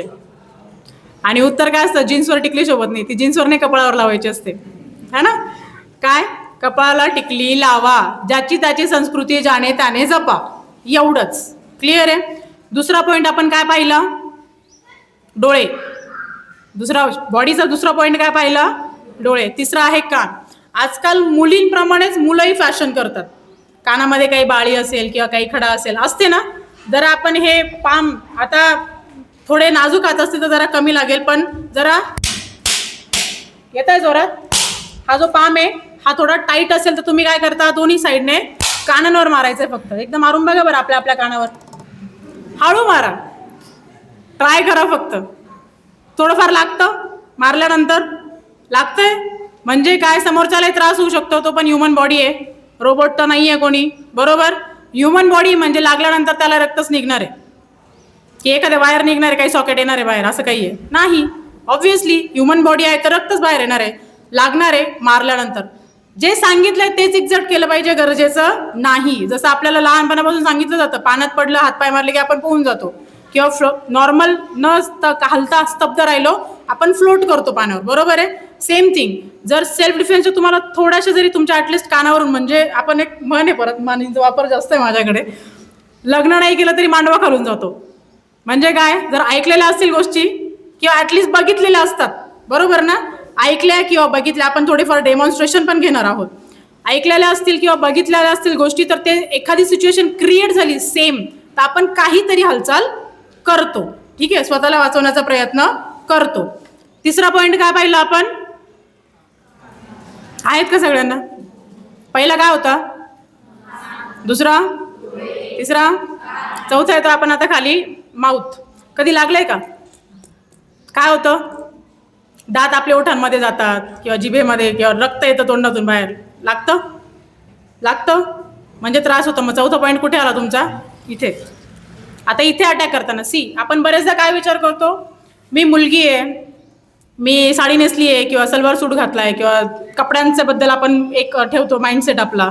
समोरची व्यक्ती आहे, उंच आहे, बुटका आहे, सिमिलर हाईट आहे, जाड आहे, बारीक आहे. सेल्फ डिफेन्सचा जाड बारीक असण्याचा कसलाही संबंध नाही. सगळ्यात महत्त्वाची स्ट्रॉंग पॉईंट मी काय सांगितलं होता, काय महत्त्वाचं आहे, तुमचा माइंडसेट. काय, तुमचा माइंडसेट. मी मुलगी आहे ह्या क्रायटेरियामधून बाहेर निघून मी फक्त एक ह्युमन बॉडी आहे हे जरी लक्षात ठेवलं, आणि समोरची पण एक ह्युमन बॉडीच आहे, जे जेंडर वाईज आपण जे केलंय ना वेगळं, त्याच्यामुळे बरेचसे प्रॉब्लेम येतात. ते जेंडर काढून फक्त जर एक ह्युमन बॉडी पाहिली ना, तर मला नाही वाटत दुसरा काही तुम्हाला अडचण येणार आहे. जो नाजूकपणा असतो तो काढून माइंडसेट थोडा स्ट्रॉंग करा, गरजेचं आहे. आई बाबा आपल्यासोबत सगळीकडे येऊ शकत नाही. कॉलेजला तुम्हाला रोज कोणी सोडवायला येतं, घ्यायला येतं, असं काय लेक्चरमध्ये पण बाबा बसलेले असतात सोबत, आहे का असं काही? नाही. सगळं तुम्हाला करणं आहे, तर सिच्युएशन आली तर ती हँडल पण तुम्हीच केली पाहिजे. प्रत्येक ठिकाणी आई बाबा येणार नाहीत. क्लिअर आहे? ही गोष्ट क्लिअर आहे सगळ्यांना? आपण चौथा पॉईंट काय पाहिला होता, माउथ. रक्त का काढायचं? आता बरेचदा हाही प्रश्न असू शकतो. कधी ऐकलं का एखाद्या IASने एखाद्या पोरीला किडनॅप केलं, किंवा IPSने, एखाद्या चांगल्या हुद्द्यावरच्या माणसाने? हे जे कामं करतात ते क्रिमिनल सायकोलॉजीवाले लोक असतात.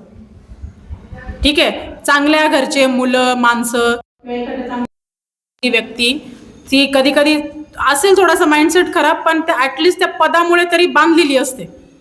म्हणून हे लोक जे करतात ते ॲक्च्युअल क्रिमिनल माइंडेड असतात.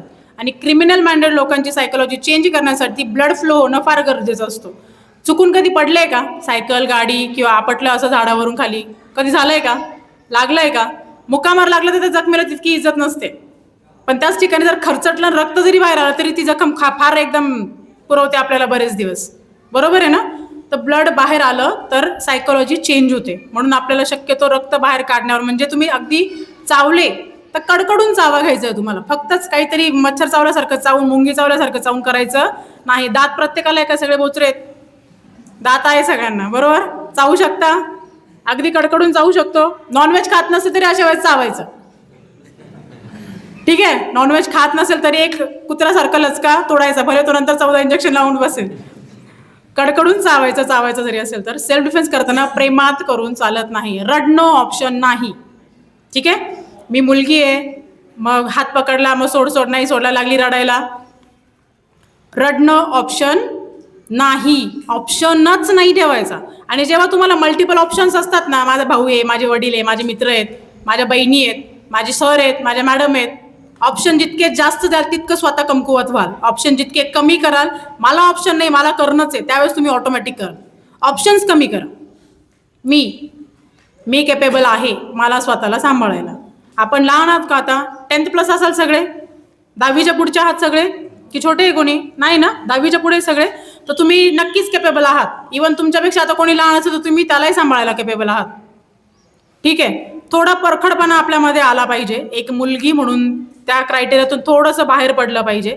चांगल्या गोष्टींसाठी बगावत करणं चुकीचं नसतं. आय रिपीट, चांगल्या गोष्टींसाठी बगावत करणं चुकीचं नसतं. तुम्ही शिक्षणासाठी करा, अडचण नाही. आजकालचे पेरेंट्स खूप सपोर्ट करतात. मुलांपेक्षा जास्त पालकांना जास्त क्युरिओसिटी असते प्रत्येक गोष्टीची. ते प्रत्येक गोष्ट सर्च करून तुमच्यापेक्षा दुप्पट तिप्पट सर्च पालक करतात, नंतर मुलांना ॲडमिशन देतात किंवा मुलींचं सगळ्या गोष्टी बघितल्या जातात. फ्युचरचं खूप प्री प्लॅन्ड असतं सगळं. पण कुठेतरी आपण चुकतोय का? फॅसिलिटी वाढल्या, बरोबर ना? पूर्वीच्या काळी फॅसिलिटी कमी होत्या, पण बरेचसे लोक, बरेचशा मुली, बरेचसे मुलं हे थोडे सुसंस्कृत होते. आजकाल थोडं संस्कारी गोष्ट करायला गेलं का ती व्यक्ती बोरिंग वाटायला लागते आपल्याला, है ना? लगेच बोरिंग वाटायला, हे काय बोर करताय, रोज लेक्चरच ऐकतोय आम्ही, हेच ऐकायचंय, घरी ते कॉलेज आलं का तिकडे येतेच. वाटतं ना असं बरेचदा? वाटतं ना? जे हसताय, असे बारीक हसतं ना, त्यांना बरोबर कळतंय घरी ते आणि कॉलेजला आलं तरी तेच. जे सांगतात आपल्यापेक्षा नक्की 4-5 पावसाळे जास्त खाल्लेले असतात, तर त्यांना थोडासा अनुभव असतो ना, अनुभव मॅटर्स अ लॉट, ठीक आहे? अनुभव चुकीचा असू शकत नाही. शॉर्टकट तरी एक वेळेस चुकीचा असू शकतो, अनुभव चुकीचा असू शकत नाही. त्या लोकांनी आपल्या आयुष्याचे तितके वर्ष खर्च केलेले असतात, इन्क्लुडिंग आई वडील आणि आपले शिक्षक. याच्यापेक्षा मला नाही वाटत तुमचं भलं कोणी बघणार आहे. पुढे गेला तर किती जीवाभावाची मैत्रीण असेल तरी ती जलसच फील करणार आहे. पण जर शिक्षक असेल, शिक्षकांपेक्षा त्यांचा विद्यार्थी जर मोठा झाला तर ते नक्कीच प्राऊड फील करतात आईबाबांप्रमाणे. त्याच्यामुळे तुमच्या लाईफमध्ये तुमच्यावर ॲक्च्युअल प्राऊड फील करणारे लोक 3च: आई, वडील आणि तुमचे शिक्षक. प्रामाणिकपणे. बाकी कुणीही किती अगदी चांद तारे तोड लावूंगा, काही कोणी जात नाही आणि ते तुटणार पण नाही आहे. सो बी प्रॅक्टिकल, ठीक आहे? माइंडसेट थोडा प्रॅक्टिकल ठेवा. इमोशनल फूल बनवू नका. आजकाल तो जमाना राहिला नाही. काकाच्या घरी मुलगी ठेवायला पण भीती वाटते, हा फॅक्ट आहे आजचा. आणि पूर्वीच्या काळी अगदी दुसऱ्या समाजाचा जरी कोणी असेल तर बिंदास मुलं त्यांच्या घरी राहत होते, कुठेही राहत होते. आजकाल तसं राहिलेलं नाही. त्याच्यामुळे तुम्हाला अलर्ट राहणं फार गरजेचं आहे. गाड्या चालवत असू, बॅक मिरर दिलेला असेल, आपल्याला मिरर सुद्धा चेक करायचं कोणी आपल्याला फॉलो करतंय का. आपण इतके बधीर झालो की कानामध्ये बर्ड्स टाकले की संपला विषय. आपण आपल्या दुनियेत, म्हणजे ते कुठेतरी असं वाटतं गांजा ओढलेला माणूस असतो ना, तो डायरेक्ट चंद्रावर, तो प्रकार आपला होऊन जातो. आपण गाडीवर असतो, कानात हेडफोन असतात, पण आपण त्याच्याही पुढे असतो, बरोबर ना? थोडं अलर्ट राहा. तसा सेल्फ डिफेन्स होऊ शकत नाही, ठीक आहे? अलर्ट राहणं फार गरजेचं आहे. गाडी चालवताय, तुम्हाला बॅक मिरर चेक करणं गरजेचं आहे. कोणी तुम्हाला फॉलो करतंय, डाऊटफुल थोडंसं राहणं गरजेचं आहे. माइंडमध्ये सिच्युएशन क्रिएट करणं गरजेचं आहे. प्रॉब्लेम्सला आमंत्रण द्या, मॅनिफेस्ट करा असं मी सांगत नाही. इन केस सिच्युएशन अशी आली तर मी काय काय करू शकते, स्वतःला प्रॉब्लेमपेक्षा जास्त सोल्युशनवर फोकस करा. क्लिअर आहे? प्रॉब्लेमपेक्षा जास्त सोल्युशन्सवर फोकस करायचा. तुम्हाला नक्की तुमचं उत्तर मिळणार आहे. आणि गणित हा विषय आपल्याला एकदम छान शिकवून जातो. कुठलाही प्रॉब्लेम विदाऊट सोल्युशन येत नाही, आणि तो जर तुम्हाला आलाय म्हणजे तुमच्यामध्ये ती सोडवण्याची कॅपॅबिलिटी आहे. हे क्लिअर आहे? आपण बरेचदा काय करतो, ढकलून मोकळं होतो, रडून पडून मोकळं होतो आणि आजचं मरण उद्यावर ढकलतो. असं करायचं नाही. थोडं फेस करायला शिका, त्याच्याशिवाय काहीही होऊ शकत नाही. क्लिअर आहे? आता इथून आपण थोडं खाली येतो. इथं काय आहे? काहीतरी आहे ना, थ्रोट आहे. बरं, एक ट्रिक सांगते, फक्त हळू करायची. जो स्ट्रॉंग हँड आहे तुमचा त्याचा काय करायचा, एक हुक करायचा, तो इथे ठेवून मध्ये इन्सर्ट करून लॉक करायचा. करून बघा बरं एकदा, फक्त प्रेमात करा. स्ट्रॉंग हात आहे तो तुमच्या थ्रोटवर ठेवायचा, मध्ये इन्सर्ट करून लॉक करायचा. थोडासा खोकला आला म्हणजे त्यांनी जरा चांगलं ट्राय केलं असं मला म्हणायचं होतं थोडक्यात. भीतीपोटी घाबरलेले असताना कुठेतरी आपली पॉवर डबल लागते. ठीक आहे, अटॅक माहीत असेल, अटॅकर जर तुमच्या क्लोज असेल, त्यावेळेस जर हात आपला उंची जास्त असेल तर आपण काय करू शकतो, थ्रोटमध्ये, इकडे वरती न जाता थ्रोटमध्ये लॉक करून डिसलोकेट करू शकतो. कधी चटका लागला आहे का? आता मुली आहे म्हटल्यानंतर स्वयंपाक काही थोडंफार करत असाल, चटका लागला आपल्याला, तो 15 दिवस पुरवतो. मलाही पुरवायचं. मी पण गेली त्या एजमधून, मम्मी मी काही करणार नाही, काय चटका लागला है ना, पुरवतं ना. छोटासा एक ब्लिस्टर आला, चटका लागला आपल्या हाताला, तरी आपण तो 15 दिवस पुरवतो. एखाद्याचा ऑर्गन आपण जर डिसलोकेट करतोय, त्रास होणार आहे थोडाफार, ऑब्व्हियसली होणार आहे. थ्रोट झाला, थ्रोटपासून खाली आता आपल्या रिपकेज असतं. रिपकेज माहिती आहे, छातीचा पिंजरा, फासाळ्या, बरगड्या, असे बरेचसे शब्द आहे त्याला, बरोबर ना. तुम्हाला जो माहीत असेल तो घ्या. त्या रिब्स जिथे कनेक्ट असतात, सेंटरला एक हाड असतं, त्याला स्टर्नम असं म्हणतो. सेंटरची जी उभी एक हाड असतं त्याला स्टर्नम, आणि त्याच्या खाली एक सोलार प्लेक्सस म्हणून पॉईंट असतो, जो की कार्टिलेजचा बनलेला असतो. आता सपोज बाहेरून खूप जास्त फ्लो येतोय, सगळी खूप गर्दी येते, ती मध्ये येणार आहे की उलटी बाहेर जाणार आहे? कॉमन सेन्स, मध्ये येणार आहे. मी जर माझा एल्बो किंवा नी जॉईंट अकॉर्डिंग टू हाईट, समोरच्याची उंची किती आहे त्यानुसार, जर एल्बोने जर अटॅक केला इथं सोलार प्लेक्ससला, जिथे आपला चेस्ट पार्ट एंड होतो आणि स्टमक आपल्या म्हणण्यानुसार चालू होतं, त्या ठिकाणी एक खड्डा लागतो इथे आपल्याला, दॅट इज सोलार प्लेक्सस. त्या ठिकाणी फोर्सफुली जर बाहेरून अटॅक केला तर ते ब्रेक होऊन आतमध्ये इन्सर्ट होईल. हे क्लिअर आहे? हे क्लिअर आहे सोलार प्लेक्ससबद्दल. इन केस आता छातीचा पिंजरा आपल्याला किंवा तो रिपकेजचा पिंजरा आपल्याला दिलाच कशासाठी आहे? व्हायटल ऑर्गन्स सिक्युअर करण्यासाठी. हार्ट असेल, लंग्स असतील, त्याच्यामध्ये सेफ ठेवलेत ना आपले, बरोबर आहे ना. आहे का सगळ्यांना? किती हार्ट आहे रे ह्युमन बॉडीमध्ये? हृदय 2-4 सांगू नका. किती आहेत ह्युमन बॉडीचे विचार मी? नॉर्मल ह्युमन बॉडी, जे की म्हणजे चालता बोलता कुठेही येत नाही लगेच, असं नॉर्मल ह्युमन बॉडी. किती आहेत? 1. ऑक्टोपसला किती आहेत? ऑक्टोपस ऐकलाय, समुद्री जीव आहे. 3 हार्ट असतात त्याला, 3 हार्ट असतात ऑक्टोपसला. आपल्याला ह्युमन बॉडीला किती आहे? 1च. मग ते जपल्याची काळजी आपण घेतली पाहिजे की नाही? का ते कुठेही वेस्ट करायचं? थोडी समोरच्याची लायकी बघावी, टू बी व्हेरी ऑनेस्ट, है ना. आपल्या लेवलला मॅच होतं का? काहीतरी मुलींनी स्वतःसाठी एक लिमिट ठेवले पाहिजे, थोडे स्टँडर्ड डेव्हलप केले पाहिजे. कोणी जर बोललं की हिला खूप ॲटिट्यूड आहे, चालतं, पण कॅरेक्टरलेस ह्या डागापेक्षा ना ॲटिट्यूड आहे, इगो आहे, वेल अँड गुड, ऐकायला कधी छान वाटेल ते. ठीक आहे, काय कॅरेक्टरलेस ह्या डागापेक्षा ॲटिट्यूड असणं, इगो असणं, हे एर्गोजेनिक नेचर आहे, खूप शहाणी आहे, खूप आगाऊ आहे, चालतं, काहीही फरक पडत नाही.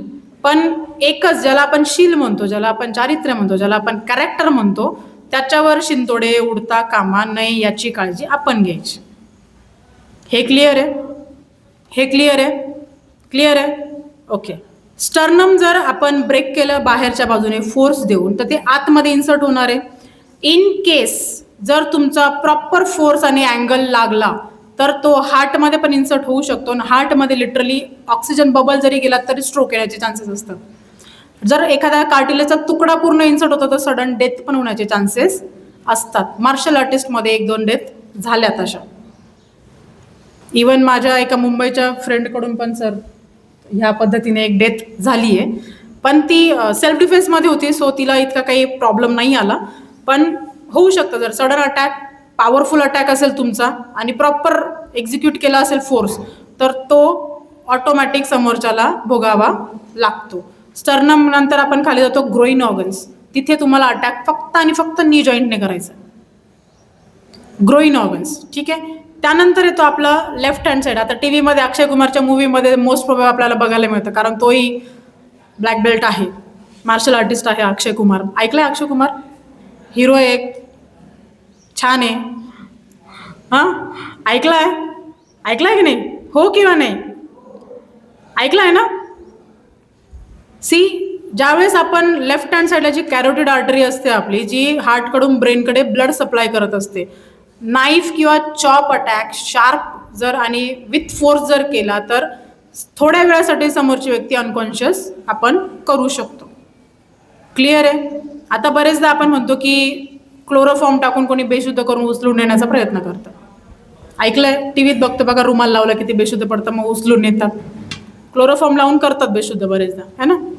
तुम्हाला मी सुरुवातीलाच काय सांगितलं होतं की तुमचं योगा, मेडिटेशन, प्राणायाम वगैरे करून तुम्ही ॲबिलिटी वाढवली पाहिजे. याचं कारण असते म्हणजे नोईंगली अननोईंगली जर तुम्हाला कोणीतरी तो रुमाल लावला, त्याच्यावर क्लोरोफॉर्म असो नसो, कोणी प्रँक करत असेल, तरीसुद्धा तुम्हाला ॲटलिस्ट 1 मिनिटापर्यंत स्वतःचा श्वास रोखता आला पाहिजे, जेणेकरून तो 1 मिनिटं ते 60 सेकंद तुम्हाला मिळतात काहीतरी ॲक्टिव्हिटी करायला. क्लिअर आहे? आता रुमाल लावताना असा लावतात की असं 2 बोटांनी लावतात, डायरेक्ट दाबतात ना तो पूर्ण. दाबल्यानंतर जर तुम्हाला डाऊट आला, विदिन फ्रॅक्शन्स ऑफ सेकंड तुम्ही श्वास थांबवला, क्लोरोफॉर्म आतमध्ये इनहेल नाही केला आणि पूर्ण हात काढायच्या भानगडीत पडायचं नाही, फक्त 1 बोट पकडायचा खालचा आणि तो करायचा. करून बघा बरं स्वतःला. आणि तो अगदी कचकन पिळवायचा आहे, तो पूर्ण जेवढा जाईल तेवढा, मोडला तरी चालतंय. त्याशिवाय हात, मग ते म्हणतात नाक दाबल्याशिवाय तोंड उघडत नाही, तो प्रकार. काय करायचं, फक्त 1 बोट पकडायचा आणि तो प्रॉपर फिरवायचा आहे तुम्हाला. एकच बोट, करंगळी का छोटी असते, तिच्यात ताकद कमी असते, आपण प्रॉपर फिरवू शकतो. क्लिअर आहे? हात निघाल्यानंतर तुम्ही श्वास घेऊ शकता आणि पुढची ॲक्टिव्हिटी करू शकता. तुम्हाला फिजिकली फिट राहायचं का? कारण तुम्ही ज्यावेळेस समोरच्यापासून सुटता, 1-2 अटॅक करून तुम्ही पळू शकता किंवा न अटॅक करता सुद्धा तुम्ही पळू शकता. सेल्फ डिफेन्स म्हणजे स्वतःला सोडून समोरच्याला मारत बसणे असा अर्थ होत नाही, फक्त स्वतःला वाचविणे. प्रायमरी लेवलला काय सगळ्यात महत्त्वाचं त्याच्यामध्ये, स्वतःला वाचवायचे सगळ्यात पहिले प्रायमरी लेवलला, नंतर मारायचं. मी पहिल्यांदा सांगितलं, उगाच हिरोगिरी करायला जायचं नाही. बॉडीचे पॉईंट्स क्लिअर आहेत, याच्यामध्ये कोणाला काय अडचण? डन? नक्की कळलं की नाही ना? थोडंफार नक्की? कारण मला याच्यानंतर डेमॉन्स्ट्रेशन घ्यायचे, म्हणून मी विचारते तुम्हाला. डेमॉन्स्ट्रेशनमध्ये अटॅक हळूहळू दाखवणार आहे. डोंट वरी, माझा कोणालाही लागणार नाही आहे. फक्त आपण एक सिच्युएशननुसार बघणार आहोत. तीच सिच्युएशन तुमच्यावर येईल असंही नाही आहे. आणि सुरुवातीला मी एक व्यक्तीबद्दल सांगणार आहे, नंतर 2-4 लोकांचं सांगणार आहे. बऱ्याचशा मुलींना असं वाटतं दरवेळेस एकच येणार आहे का? फॅक्ट आहे, दरवेळेस एकच येणार नाही आहे. कधी 2 येतील, कधी 3 येतील, कधी 4 येतील, कधी 5 येतील, ग्रुप येईल, सांगता येत नाही. सुरुवातीला बेसिक लेवलला माझ्या मते आपण पहिले डोंगर डायरेक्ट पायथ्याकडून चढतो का शेंड्यावर जातो? पायथ्याकडून चढतो. तशीच आपण एक स्टेप चढणार आहोत, एक व्यक्तीची, जे थोडे डेमॉन्स्ट्रेशन बघून. याच्याबद्दल अडचण आहे का आता कुणाला? आता डेमॉन्स्ट्रेशनसाठी तुमच्यातली एक मुलगी मला लागणार आहे. व्हॉलेंटियर कोणी पण उठून यायचं समोर, त्याच्यासोबत आपला तो डेमो होणार आहे. मुली का घेतीये त्याचं कारण आहे, मी जरी इथून गेले तर तुम्ही माझ्यासोबत डेमो केलेला राहील, सिच्युएशन तुमची क्रिएट राहील. ती सिच्युएशन तुम्ही तुमच्या मैत्रिणींपर्यंत नंतर पोहोचवू शकता, थोडी वेळेची मर्यादा असल्यामुळे. कारण हे पूर्ण सेल्फ डिफेन्सचा कोर्स किंवा तो प्रॉपर रन करण्यासाठी कमीत कमी 4-5 दिवस जातात. कारण तुमची प्रॅक्टिस, मग पंचेस असेल, किक्स असेल, मुवमेंट असतील, बऱ्याचशा गोष्टी येतात. स्टान्स येतो, कसं उभं राहायचं, आपण फक्त एका पायावर 1.5 पायावर उभं राहून पंचेस, किक्स नाही काढू शकत. बॅलन्स प्रॉपर असावं लागतो, तर आपण प्रॉपर अटॅक एक्झिक्यूट करू शकतो. त्याच्यामुळे आपण काय करणार आहे, हळूहळू थोडक्यात छोटे जे कॉमन अटॅक आहेत ते बघू. एक मुलगी मला तुमच्यातून हवी आहे, म्हणजे ते अटॅक, तो मुवमेंट तुमच्या लक्षात राहील आणि तुम्ही तुमच्या मैत्रिणींमध्ये ते नंतर स्प्रेड करू शकता. ठीक आहे, क्लिअर आहे इतकं? कोण येईल पहिलं व्हॉलंटियर? थोडं पटकन या, फक्त आपल्याकडे इतका वेळ नाही आहे. पटापट उठा, कोणी उठा, काही अडचण नाही आहे. कमॉन, तुमच्यासाठी सेशन आहे. चल चल, माझा अटॅक कुणालाही लागणार नाही. हा कॉलर माईक आहे, घेतला चालेल?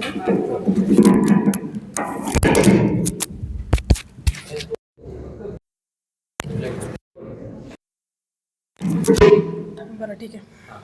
आवाज येतोय माझा? शेवटी इकडे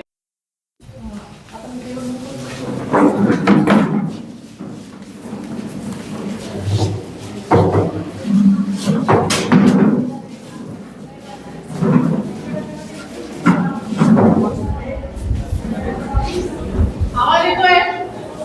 जेव्हा मी विचारते त्यावेळेस थोडंसं बोललं जरा बरं होईल. सोड सोड सोड. हे करायचंय का? नाही का? त्याचं कारण सांगते. सी, आपली फिस्ट किंवा हे हाताची बनावट जर पाहिली तर तुमचं जे दिसते ना, हा पार्ट छोटा आहे, पुढचा पार्ट मोठा आहे. समोरच्या व्यक्तीला ग्रीप द्यायची नाही. फायदा त्याचा करायचा का आपल्याला? नाही. हात जरी पकडला तर 2 सेकंदासाठी फक्त एक होल्ड करून बघा काय होतंय. सुटत असेल तर ओढून घ्या. ठीक आहे, जर सुटला तर ठीक, नाही सुटला, एका साईडला 4 बोट आहेत, एका साईडला 1 आहे. काय म्हणतो कॉमन सेन्स? काहीतरी म्हणत असेल. 1 बोट आहे, काढायला सोपं झालं, बरोबर? पहिलं, पण समोरचं खूप जास्त ताकदवारी, मी काढून पाहिलं पण नाही निघालं. ट्राय करायचं, काढून पाहिलं पण नाही निघालं. मग मला काय करायचंय? समोरच्याला पकडायचंय. कसं? खालून हात घेऊन त्याचा रिस्ट पकडायचंय. सी, परत एकदा इथून काय करायचंय? समोरच्याचा रिस्ट, दुसरा हात फ्री आहे, माझ्या हाताचा पाम त्याच्या एल्बोला लावायचा आहे. तो फक्त टॉर्क अप्लाय करतो ना, अपोजिट फोर्स. हळूच मूवमेंट कर, इथे फील नाही होणार. टॉर्क अप्लाय करतो ना, अपोजिट फोर्स, तो अपोजिट फोर्स अप्लाय करायचा दोघं हातांनी सोबत सोबत. एक केला म्हणून दुसरा करतो नाही, सोबत. ठीक आहे, दोघं सोबत केला तर तो अटॅक तुम्ही एक्झिक्यूट करू शकता. For example this 1 2 3 and 4. कितीही प्रयत्न केला तर हे रोटेट होतं. आता हे रोटेट झाल्यानंतर तुला कुठे कळलं ते? कमरे तू वाकली म्हणून.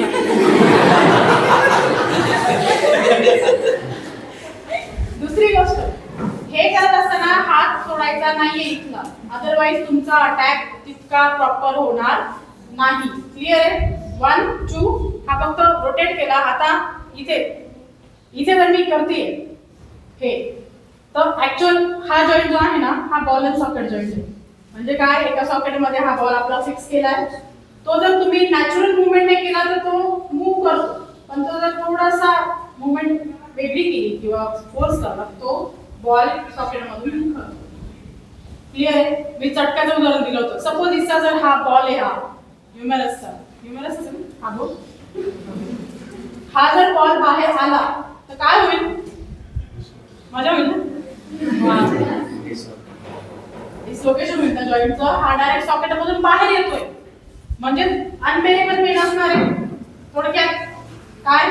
अनबेरेबल पेन असणार आहे. काय करायचं तुम्हाला? सिच्युएशन दिस, रिस्ट पकडायचं, दुसरा हात एल्बोला लावायचा प्रॉपर इथं, जे आपल्याला हे टोक दिसतं इथे, तिथे लावायचा. आणि तो पण पाम लागला पाहिजे, बोटा वगैरे लावू नका. पाम हा खड्डा असतो हातामध्ये, तळा हातामध्ये, तो लावायचा. आणि फक्त टॉर्क सोबत अप्लाय करून हा जर मी आता याच पोझिशनला, मी वाकवत नाही जास्त कारण समोर त्याची मदत होईल, थोडासा ठेवून हा जर इथे केला तर हा इथे झटक्याने हा बॉल निघू शकतो. आता हे झालं सिंगल हँड होल्ड. समोरचा जास्त हुशार आहे त्याने दोन्ही हातांनी पकडलं. ठीक आहे, समोरचा काय आहे? जरा जास्त हुशार आहे, त्याने दोन्ही हातांनी पकडलं. आता इकडे तेच आहे, इकडे तेच आहे.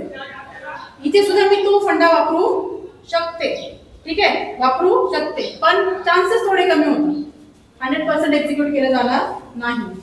मग आता अजून दुसरा अटॅक काय करायचा आहे? माझा हात कुठला पकडलाय? उजवा हात पकडला. मला रेंज कमी करायची कारण माझा पंच पोहोचत नाहीये, बरोबर आहे? आता आपण असे म्हणू शकतो किक मारू शकतो, बरोबर आहे? पण किक मारून मी फक्त आता प्रॉपर असेल तर तुम्ही तुम्ही इथून की काही करू शकता ती पण नी जॉईंटला. नी जॉईंटला का? कारण तो फक्त फ्लेक्शन एक्सटेन्शन करतो. तो उलटा होतो का? पुढून पण फेड होतो पाय, फक्त मागून होतो. तो जर तुम्ही अजून पुढूनच प्रेस केला तर तो मोडण्याचे चान्सेस जास्त असतात. बॉडीचा सगळ्यात कॉम्प्लेक्स जॉईंट कुठला आपला? नी जॉईंट. सगळ्यात कॉम्प्लेक्स जॉईंट कुठला आपला? नी जॉईंट. कळतंय का? नक्की. सगळ्यात कॉम्प्लेक्स जॉईंट कुठला आहे? नी जॉईंट. सी, पहिली सिच्युएशन माझं हे बोलतो की मला रेंज कमी करायची, जर मला हाताने अटॅक सुचत असेल त्यावेळेस नाही. सेकंड थिंग, मला जर पायाने अटॅक करायचं असेल तर मी इथे नी जॉईंटवर अटॅक करू शकते. आता सपोज आडवा उडत अटॅक केला पाहिजे गरजेचं नाही, तुम्ही फ्रंट साइड पण अटॅक करू शकता. क्लिअर आहे? क्लिअर आहे. दुसरी गोष्ट, सोप्यात सोपं जवळ जाऊन रेंज कमी करून प्रॉपर समोरच्याला. आता हाईट ऑलमोस्ट इक्वल आहे, ना उंच ना बुटकं काही नाही, ऑलमोस्ट इक्वल आहे. तर मला काय करायचं? जो हात पकडला तो पाय पुढे न्यायचा, तिच्या दोघं हातांमधून माझ्या हाताला मला शेक हँड करायचं. आता शेक हँड करताना मला ही ग्रीप घ्यायची नाही, मला ही ग्रीप घ्यायची. मला माझे बोटं मोडायचे नाहीये, ठीक आहे? मला ही ग्रीप घ्यायची. कळतंय? दिस हे वन, पाय पुढे, जो हात पकडला तोच पाय पुढे.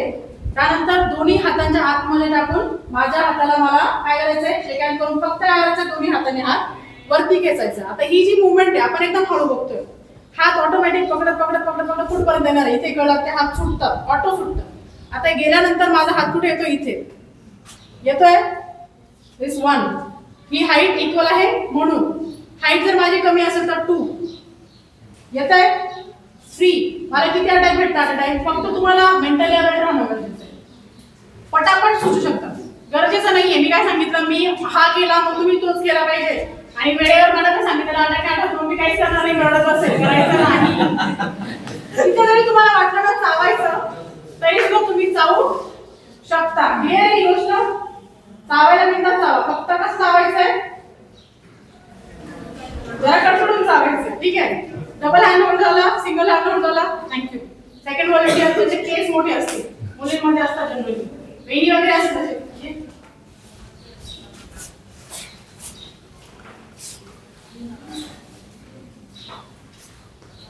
तर सपोज इथे एक केस आहे तर हे जर मी पकडले, हेच हेच हेच काय होतंय? त्रास होतोय, तुला त्रास होतोय, मला काय होतंय? म्हणजे तुमचे केस पकडल्यानंतर तुम्ही जर खेचले तर समोरच्या व्यक्तीला त्रास होणार आहे नाही. त्रास तुम्हाला होणार आहे, फायदा त्या व्यक्तीचा का? कारण तुम्ही ऑलरेडी त्रासले जाताय त्याच्यामुळे, ठीक आहे? अशा वेळेस काय करायचं? तुम्हाला जागेवर थांबायचं. केस जर पकडले तर थांबा, जेणेकरून तुमचं मेंटल हेल्थ डिस्टर्ब होणार नाही. जागेवर थांबा, ठीक आहे? सेकंड थिंग, जर पाठीच्या बाजूने पकडले, ऑलमोस्ट बॅक साइडला असतात है ना, पाठीच्या बाजूने पकडले तर तुम्हाला पाठीला डोळे आहेत का? मागे कोण आहे, काय आहे, हातात दुसरं काही नाईफ आहे किंवा एखादी पिस्तल आहे किंवा काही एखादा अवजार आहे, तुम्हाला माहिती आहे नाही. बॉडी स्ट्रक्चर सी, पाहिल्यानंतर थोडासा अंदाज येतो आणि थोडासा अंदाज आला तर अटॅक आपले क्लिअर राहतात की मी ह्या व्यक्तीला टॅकल करू शकते, नाही शकत किंवा कशी करू शकते. थोडासा अंदाज येतो, बरोबर आहे? अंदाज घेणं पहिले गरजेचं असतो. बिना अंदाजाचं कधीही जायचं नाही. आपण म्हणतो शांत पाण्यात डायरेक्ट उडी मारायची नसते. सेम थिंग, डायरेक्ट उडी मारायला थोडंसं माहिती म्हणून डायरेक्ट फिरून लागेल ठेवून द्यायची. अंदाज घ्या, ठीक आहे? अंदाज घ्या. आता सपोज केलं, मी ओढणार आहे पुढे नाही, मला काय करायचंय? थांबायचंय, अंदाज घ्यायचा. इव्हन मला हाईटचा अंदाज आहे का? पाठीला डोळे नसल्यामुळे मला काहीच नाही. मला काय करायचं? नॉर्मल थोडंसं गुडघ्यांमध्ये वाकायचं आणि बॅक टर्न घ्या. तर मला जर अंदाज आला, हाईट, उंची, वेट बीट सगळं कळतंय, बरोबर आहे? इक्वल हाईट असल्यामुळे मी काय करणार आहे? सडन स्मॉल, इथून मी हा पण अटॅक करू शकते, डायरेक्ट होऊ शकतो. इथे पकडून मी हा पण करू शकते, होऊ शकतं. मी फेस अटॅक करू शकतो. मी तुम्हाला काय सांगितलं होतं? प्रॉब्लेमवर फोकस करायचा नाही. फोकस कुठे करायचा आहे? सोल्युशन्सवर. हे क्लिअर आहे? क्लिअर आहे? टर्न झाल्यानंतर तुम्हाला 2-3 अटॅक हे मोकळे डोळा आपण मोकळा आहे, ठीक आहे? पण जर सपोज समोरची व्यक्ती जर ह्या सगळ्या अटॅकला रेजिस्ट करत असेल, तुम्हाला काय करायचंय? मी ऑलरेडी काय केली, माझी हाईट थोडी डाऊन केली, मी पुन्हा रेंज कमी करते. जर मला प्रॉपर समजला अडकायचं असेल तर रेंज कमी, टर्न, हाताच्या खालून जाऊन हा कोर्स करायचा फक्त. तुम्हाला नॉक या साईडने होते, हा हात मोकळा ठेवला, इथे फक्त मी खांद्यावर ठेवला का? कारण हा इथे लॉक जातो. समोरच्या व्यक्तीला आपण काय करतोय, हातातून हात हा जर टाकते मी, हा इथे लॉक होतोय, हा हात कामात राहणार आहे का? नाही राहत. फर्स्ट थिंग, माझे केस त्याला सोडावेच लागणार आहे का? कारण कुठेतरी हा लॉक होतोय. आता हा जर मी इथे आपला जो कॉलर बोन आहे त्याचा जर टाकला इथे मध्ये, इथे इथे जातोय हा कॉलर बोन आपला शोल्डर मध्ये, इथे एक खड्डा आहे, त्या खड्ड्यामध्ये तुम्ही हे 3 बोटं फक्त इन्सर्ट करून लॉक केले, समोरची व्यक्ती स्वतःला सोडवू शकत नाही लवकर, कारण हा ऑलरेडी क्रॉस असतो. पॉवर तितकी बॉडीतून जनरेट होते पण लागत नाही. क्लिअर आहे? छोटे छोटे पॉईंट्स आहेत बॉडीचे, पण ते जर लक्षात ठेवलं तर तुम्ही प्रॉपर गोष्टी करू शकता. आता जर मी या व्यक्तीला लॉक केलं, केसांचा अटॅक घ्या आणि एक ओढणी असं कोणाकडे ती पण प्लीज काढून ठेवा, त्याचा एक अटॅक आपण घेणार आहे. एक जस्ट डेमॉन्स्ट्रेशन की अशा गोष्टी होऊ शकतात. केसांवर काय करा, तुम्हाला पहिले बॉडी डाऊन करायची आणि हाताच्या खालून जाऊन मग हा लॉक करायचा तुम्हाला. क्लिअर आहे? ही गोष्ट कळली? Yes or no? सगळे आहात? हे किती आहेत? हे 3. अटॅक कळला? ओके. Next volunteer please. ओढणी व्हॅलिडेशन. हे तुम्ही एकमेकींसोबत शेअर करू शकता. मोठे केस असतील, खेचल्यानंतर त्रास तुम्हालाच होणार आहे, सो ती गोष्ट करायची नाही. आता ही जी एक ओढणी आहे ही सुद्धा तुमचं सेल्फ डिफेन्सचं एक वेपन बनवू शकते. साधा कपडा, एक ओढणी जी तुमचं सेल्फ डिफेन्सचं एक वेपन होऊ शकते. काय होऊ शकतं? वेपन करताय, शस्त्र होऊ शकतं. सपोज आता ही जर ओढणी ही घेतली असेल आणि तिने पकड ही जर खेचत असेल तर तुम्हाला आता असं नका म्हणून आवडली ते घेऊन जा, ठीक आहे? किंवा आपण बघतो है ना, तसं नाही करायचं. तुम्हाला काय करायचंय, सेम साईड सी जर दोन्ही साईडने असेल आणि दोन्ही पकडले तुम्हाला हा मूव करायचा आहे. इथे जर अडकलं तर अडकणार तुम्ही. थोडं स्मार्ट, थोडं अलर्ट होणं फार गरजेचं आहे. दोन्ही साईडने असेल तर तुम्हाला पुढचा मूव करायचा आहे, डोक्यातून पहिली ओढणी बाहेर काढायची. जर सिंगल साईड असेल आणि ती जर पकडली तर तुम्हाला सेम साईड काय करायचंय, सेम साईड काय करायचंय की पकडून टर्न करा आणि दुसरी गोष्ट सत्कार करा. केला? आता याला क्रॉस करा फक्त. का? कारण आपण इथे जागा देत नाहीये. ठीक आहे, ही जागा ठेवली तर ही जागा मोकळी राहते. मला समोर त्याचा फायदा होऊ द्यायचा नाही. क्रॉस करा आणि मग लूप सोड. ही पकडलं, तुम्हाला काय करायचं, फक्त डाऊन होऊ शकतं. सी इथं लॉक केल्यामुळे ऑटोमॅटिक इथलं थोडंसं डिस्टर्ब होतोय त्या समोरच्या व्यक्तीचं. आणि हे काय करायचं, तुम्हाला फक्त टीव्हीवर बसून आपण अडकवून अशी गोल फिरवतो डायरेक्ट राऊंड मध्ये. समोरच्या व्यक्तीला थकवायचं, सोडून जायचं, ऑटोमॅटिक चक्कर वगैरे येऊन तो पडतो. फक्त तुम्ही तितके फिट असावे की त्याच्यासोबत तुम्ही पण चक्कर पडू नका. आजकाल थोडं आपण उन्हा केलं तरी आपल्याला चक्कर यायला लागतं. थोडं फिट होणं तितकंच तुम्हाला गरजेचं आहे. अटॅक कसा होता परत एकदा बघा. काय पकडली ओढणी, वन साइड जर असेल तर दोन्ही साईडने असेल तर पुढून काढायची गळ्यात. ठीक आहे, वन साइड असेल सेम साइड पकडायची, होल्ड करायची. देन सेकंड थिंग काय करायचंय, आणि त्यानंतर क्रॉस आणि मग फक्त डाऊनवर्ड पुल करायचंय. पूर्ण जितक्या ताकदीने तितक्या खाली डायरेक्ट झोपवायचं किंवा राऊंड राऊंड तुम्हाला फिरवायचं. म्हणजे काय, तुमची ओढणी सुद्धा तुमचं सेल्फ डिफेन्स साठी मदत करू शकते. दुसरी गोष्ट, आता आपण कॉलेजला किंवा इथे येतो त्यावेळेस आपण खाली आत येतो का? काय काय गोष्टी असतात आपल्याकडे, बॅग असते म्हणजे तुम्ही अगदी, आणि थोडी हेवी असते ती जरी काढून फेकून मारली समोरच्याला तर लागणार आहे, लागणार. दुसरी गोष्ट, आजकाल बरेचसे लोक मेटलच्या बॉटल्स वापरतात, बरोबर? कधी भरलेली बॉटल पडली पायावर, एकदा काढून बघा, फार मजा येते. म्हणजे मला काय सांगायचं, तो अटॅक किती छान होऊ शकतो, त्याची इंटेन्सिटी आपल्याला लगेच लक्षात येते. ठीक आहे, काय भरलेली मेटलची बॉटल जर समोरची व्यक्ती तुमचं नाव घेत असेल तर तुम्ही फक्त मारली. आता ती मारण्याची पण एक पद्धत असते. आपण फक्त प्रेमात मारली तर उपयोग होणार नाही, बॉटल जीत असेल. आपल्याला तसं करायचं नाही. आपल्याला काय करायचं, जरा प्रॉपर स्टँडर्ड लेवलचा, त्या लेवलचा अटॅक करायचा.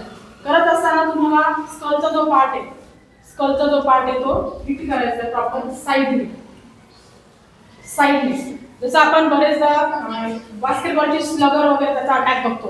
पकडून आपण टीव्हीतला अटॅक्स बघतो बघतो ना, मूवीज वगैरे बघतो, साऊथ मूवी, त्याच्यामध्ये बरेचसे म्हणजे एवढं नाही फेकलं अटॅक नाही, बट हा ते जरा जास्त एक्झॅजरेट केलेलं असतं, इतकं नाही नॉर्मल लेवलला. पण जर तुमचा अटॅक तितका प्रॉपर असेल आणि तुमचे स्वतःचेच वेपन्स जर तुम्ही यूज करत असाल, आता आपण बघितलं अटॅक एक लोकांचाच घेतला, कधी कधी पिस्टल असते, कधी कधी नाईफ असते, त्यावेळेस सुद्धा थोडं स्मार्ट व्हायचं. कारण क्रिमिनल माइंडेड सायकोलॉजी असते, ते लोक कधी कधी पैशांसाठी करतात, प्रत्येक वेळेस उचलून नेण्यासाठीच ह्या गोष्टी होतील, अटॅक होईल असं नाही. कधी कधी ते उचलून नेण्यासाठी न करता फक्त पैसा, काही सोनं काही असेल तर तुम्हाला ते काढण्यासाठी, चोरण्यासाठी सुद्धा हा प्रयत्न केला जातो. अशा वेळेस थोडा मेंटल अलर्टनेस दाखवायचा आहे, डायरेक्ट सरेंडर व्हा. नंतर तुम्ही अगदी इथे जरी असेल तुमचं गन पॉईंटला जरी असेल तरी तुम्ही तो मूव्ह करून समोरच्याला अडकवू शकता, तुमची मुवमेंट जर तितकी शार्प असेल तर. हाईट आहे कधी जास्त असतील मुलगी आहे, बरं ठीक आहे, नॉर्मल हाईट वाली कोण येतं एवढं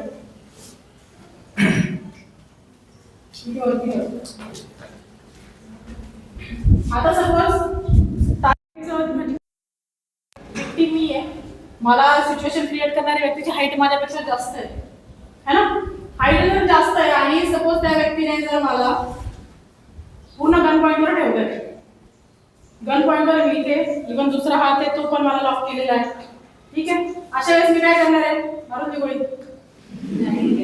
स्वर्गात भेट नाही ना, आजकालचे कर्म इतके चांगले की आपण असे कर्म आल्यापर्यंत जाणार आहोत, सो स्वर्गाचा प्रवास आहे, ठीक आहे. हे जर केलं, मी जर गन पॉईंटवर असेल, अशा वेळेस मला काय करायचं, सरेंडर करायचं. सामनेवाले किती मार्क्स केलं होतं, दंगल मूवी पाहिला, सरेंडर करा, काय पाहिजे, पैसे पाहिजे, सोनं पाहिजे, इथून मी सरेंडर करत करत आले. मला हे 2 हात दिसता येते, बरोबर. सगळ्यात पहिले तर मला हा जो पॉइंट आहे तो मला मूव्ह करायचा, इथून ही माझी जरा गाण्याची थोडी रेंज बंद करायची किंवा कमी करायची. चान्सेस काही काही स्मार्ट असतात, मूवमेंट इथे होऊ शकते, म्हणून आपल्याला जे रिस्ट आहे ते लॉक करायचे प्रॉपर. एक थोडंसं दिलासा भेटला 50%, हा दुसरा, आणि तिसरं काय करायचंय, rotate and round.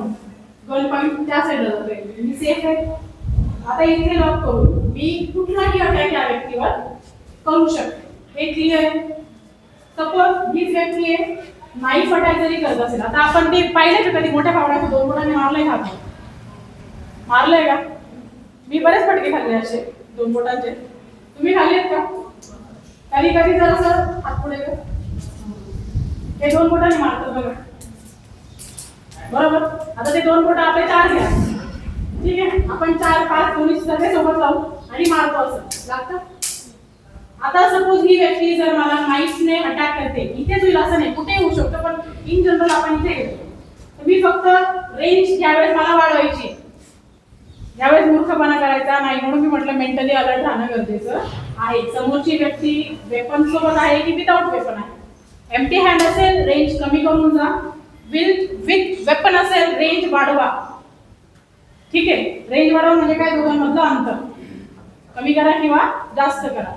Empty hands म्हणजे त्याच्या हातात काहीच नाहीये, त्यावेळेस तुम्ही जवळ जाऊन अटॅक करू शकता, कारण मला कापण्याची वगैरे कसलीच भीती नाही. पण जर नाही तर अशा वेळेस मला 1 स्टेप बॅक यायचंय, म्हणजे तिने हात जरी पुढे केला तर तो माझ्यापर्यंत पोहोचणार नाही, क्लिअर आहे. आणि इन केस जर मी जवळ जरी असेल तर मला त्यावेळेस एका हाताने फटकन देता, 2 हातांनी सोबत टॅप करायचं, क्लिअर आहे. काय, 2 हातांनी सोबत टॅप करून मला तो अटॅक टाकून मग मी पुढे अटॅक करू शकते, क्लिअर आहे. आता बरेचदा आपण काय करतो, गळा पकडून डायरेक्ट भिंतीला लावतो, म्हणजे हा प्रकार होतो कधी कधी भांडणांमध्ये वगैरे आपण बघतो हा प्रकार, बरोबर. काय, डायरेक्ट गळा किंवा कॉलर पकडून ढकलत नाही. आता सपोज ही व्यक्ती आहे, हिने जर गळा पकडून ढकलत नाही तर मला काय करायचंय, दाबू द्यायचं, दुखतोय नाही ना. सी, ह्या वेळेस मला ऑब्व्हियसली 1-2 स्टेप मागे घ्यायचे आहेत, का, कारण समोरच्या व्यक्तीने मला कुठेतरी तो अहंकार द्यायचा आहे की हा मी ह्या व्यक्तीला पूर्णपणे जिंकलोय किंवा माझा डॉमिनन्स जास्त आहे, ठीक आहे. समोरची व्यक्ती हरली आहे, सरेंडर केलंय, म्हणून ही घाबरली आहे, मागे मागे चालली, ते गरजेचं असतं.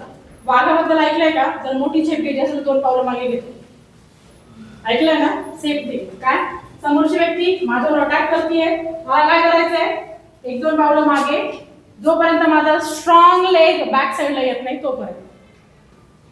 क्लिअर आहे? सपोज माझा राईट लेग स्ट्रॉंग आहे, ऍट अ टाइम मला 3 गोष्टी करायच्या आहेत. काय? दोन्ही हातांनी हे दोन्ही हात रिस्ट जवळून काढायचे. समोरची व्यक्ती पुढे येते, सी हेड अटॅक पण होऊ शकतो. क्लिअर आहे? काय? हेड अटॅक इथे नाकावर होऊ शकतो. दुसरी गोष्ट, हे रिस्ट मी दोन्ही हातांनी काढून ऍट द सेम टाइम पकडून पण ठेवले का, कारण मला त्याचा बॅलन्स माझ्या अगेन्स्ट यूज करायचा, जेणेकरून माझा बॅलन्स नाही गेला पाहिजे. क्लिअर आहे? आणि सेम थिंग मी एकतर ड्रॉईंगवर अटॅक करू शकते, हाईट इक्वल असेल, मी सोलार प्लेक्सस साठी जाऊ शकते, माझीच किक मला वर न्यायची अजून. क्लिअर आहे? म्हणजे इथे एक अटॅक होतोय का, पायाचा का सांगते, हात माझ्या अडकलेले वरती. क्लिअर आहे? का हे पकडले आपण आणि काय इथून आपण काय करतो, सिच्युएशन क्रिएट करतोय. सपोज ढकलते माझा राईट लेग स्ट्रॉंग आहे, सपोज मला काय करायचंय, दिस हिचं वजन माझ्याकडे येतंय, बरोबर आहे, माझ्याकडे येतंय का, कारण ह्या वेळेस हे लोटताना आपण काय करतोय, होत आहे समोरच्या व्यक्तीकडे जातोय. ह्या वेळेस माझा बॅलन्स माझ्याकडे राहत नाही की कुठेतरी मी समोरच्या व्यक्तीला जाते का, कारण माझं 50% वेटचा लोड किंवा माझा फोर्स त्या दिशेने. ठीक आहे, तोच फोर्स आपल्याला 1-2 स्टेप बॅक घेऊन कट करायचा आणि पुढचा अटॅक करायचा. क्लिअर आहे? आता सपोज तुम्हाला मागून कोणी होल्ड केलं, सपोज मी पकडलं, एवढं आणि पकडलं गेलं, काय करा, लॉक होतो ना आपण, हे हात पण लॉक होतात ऑलमोस्ट. काय करशील तर काहीतरी हे जर केलं, हाईट इक्वल आहे, बरोबर, हेड अटॅक होऊ शकतो, मागे मारलं तर इथे लागू, इथे कुठेतरी लागू शकतो ऍटलिस्ट. ठीक आहे, नाही. आता सपोज पकडलं, मला बघतो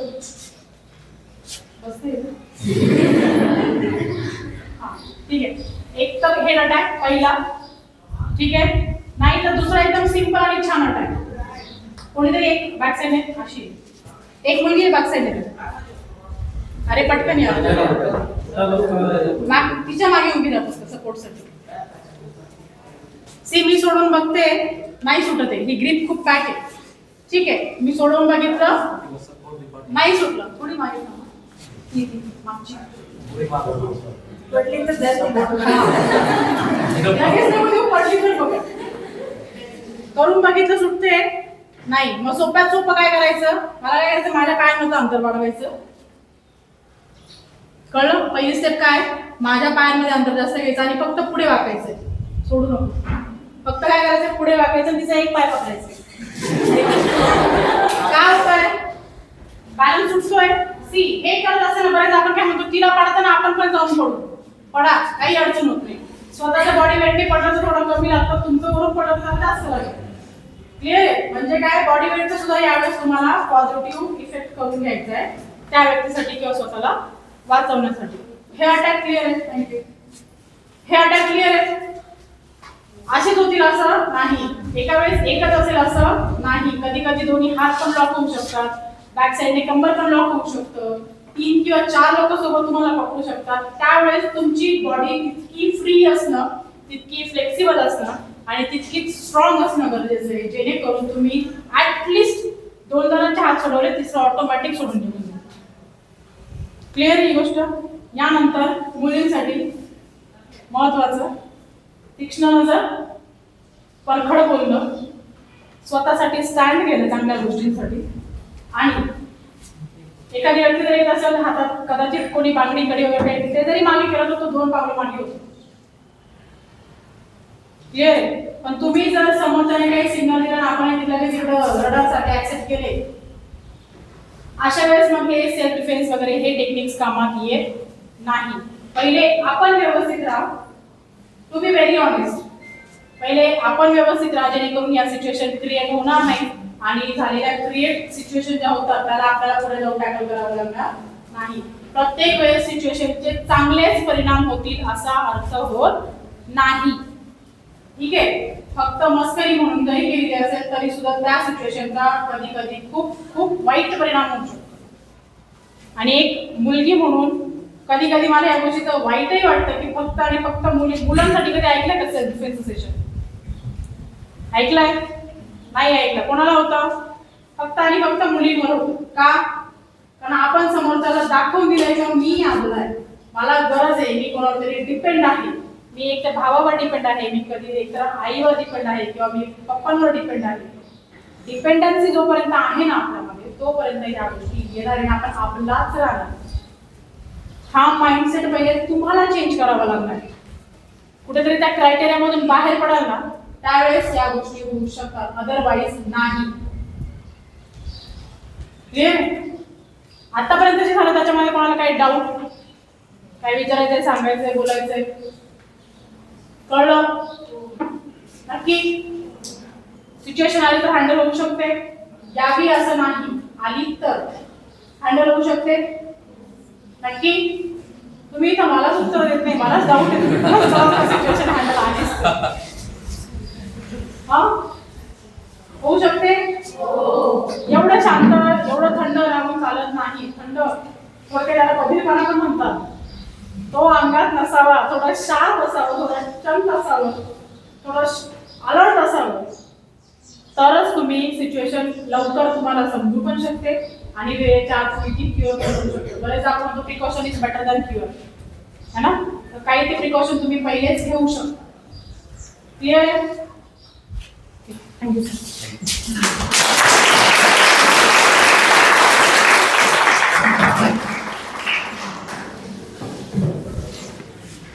अजून एकदा जोरदार टाळ्या वाजवा पूर्ण ताकदीने.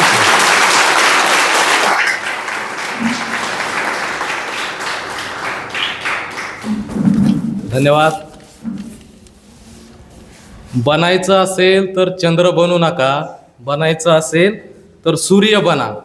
चंद्राकडं कुणीही पाहतं, सूर्याकडं पाहायला जाईल तर त्याला त्याची मान खाली घालावी लागेल. हे जे वाक्य आदरणीय मॅडमने या ठिकाणी तुम्हाला सांगितलेलं आहे. मुलींची नजर तीक्ष्ण असली पाहिजे, त्यांनी स्वाभिमानी बनलं पाहिजे, स्वावलंबी बनलं पाहिजे. अनेक गोष्टी, अनेक विधानं मी लिहून घेतलेत मॅडम या ठिकाणी. कारण तुम्ही ज्या पद्धतीनं म्हणजे आजवर अनेक कार्यशाळा मी विद्यार्थी असताना केल्या, शिक्षक असताना मी अनुभवल्या, परंतु आजच्यासारखी सुंदर कार्यशाळा आणि आजच्यासारखी इतकी सुंदर अनुभूती मला पहिल्यांदाच या ठिकाणी आलेली आहे.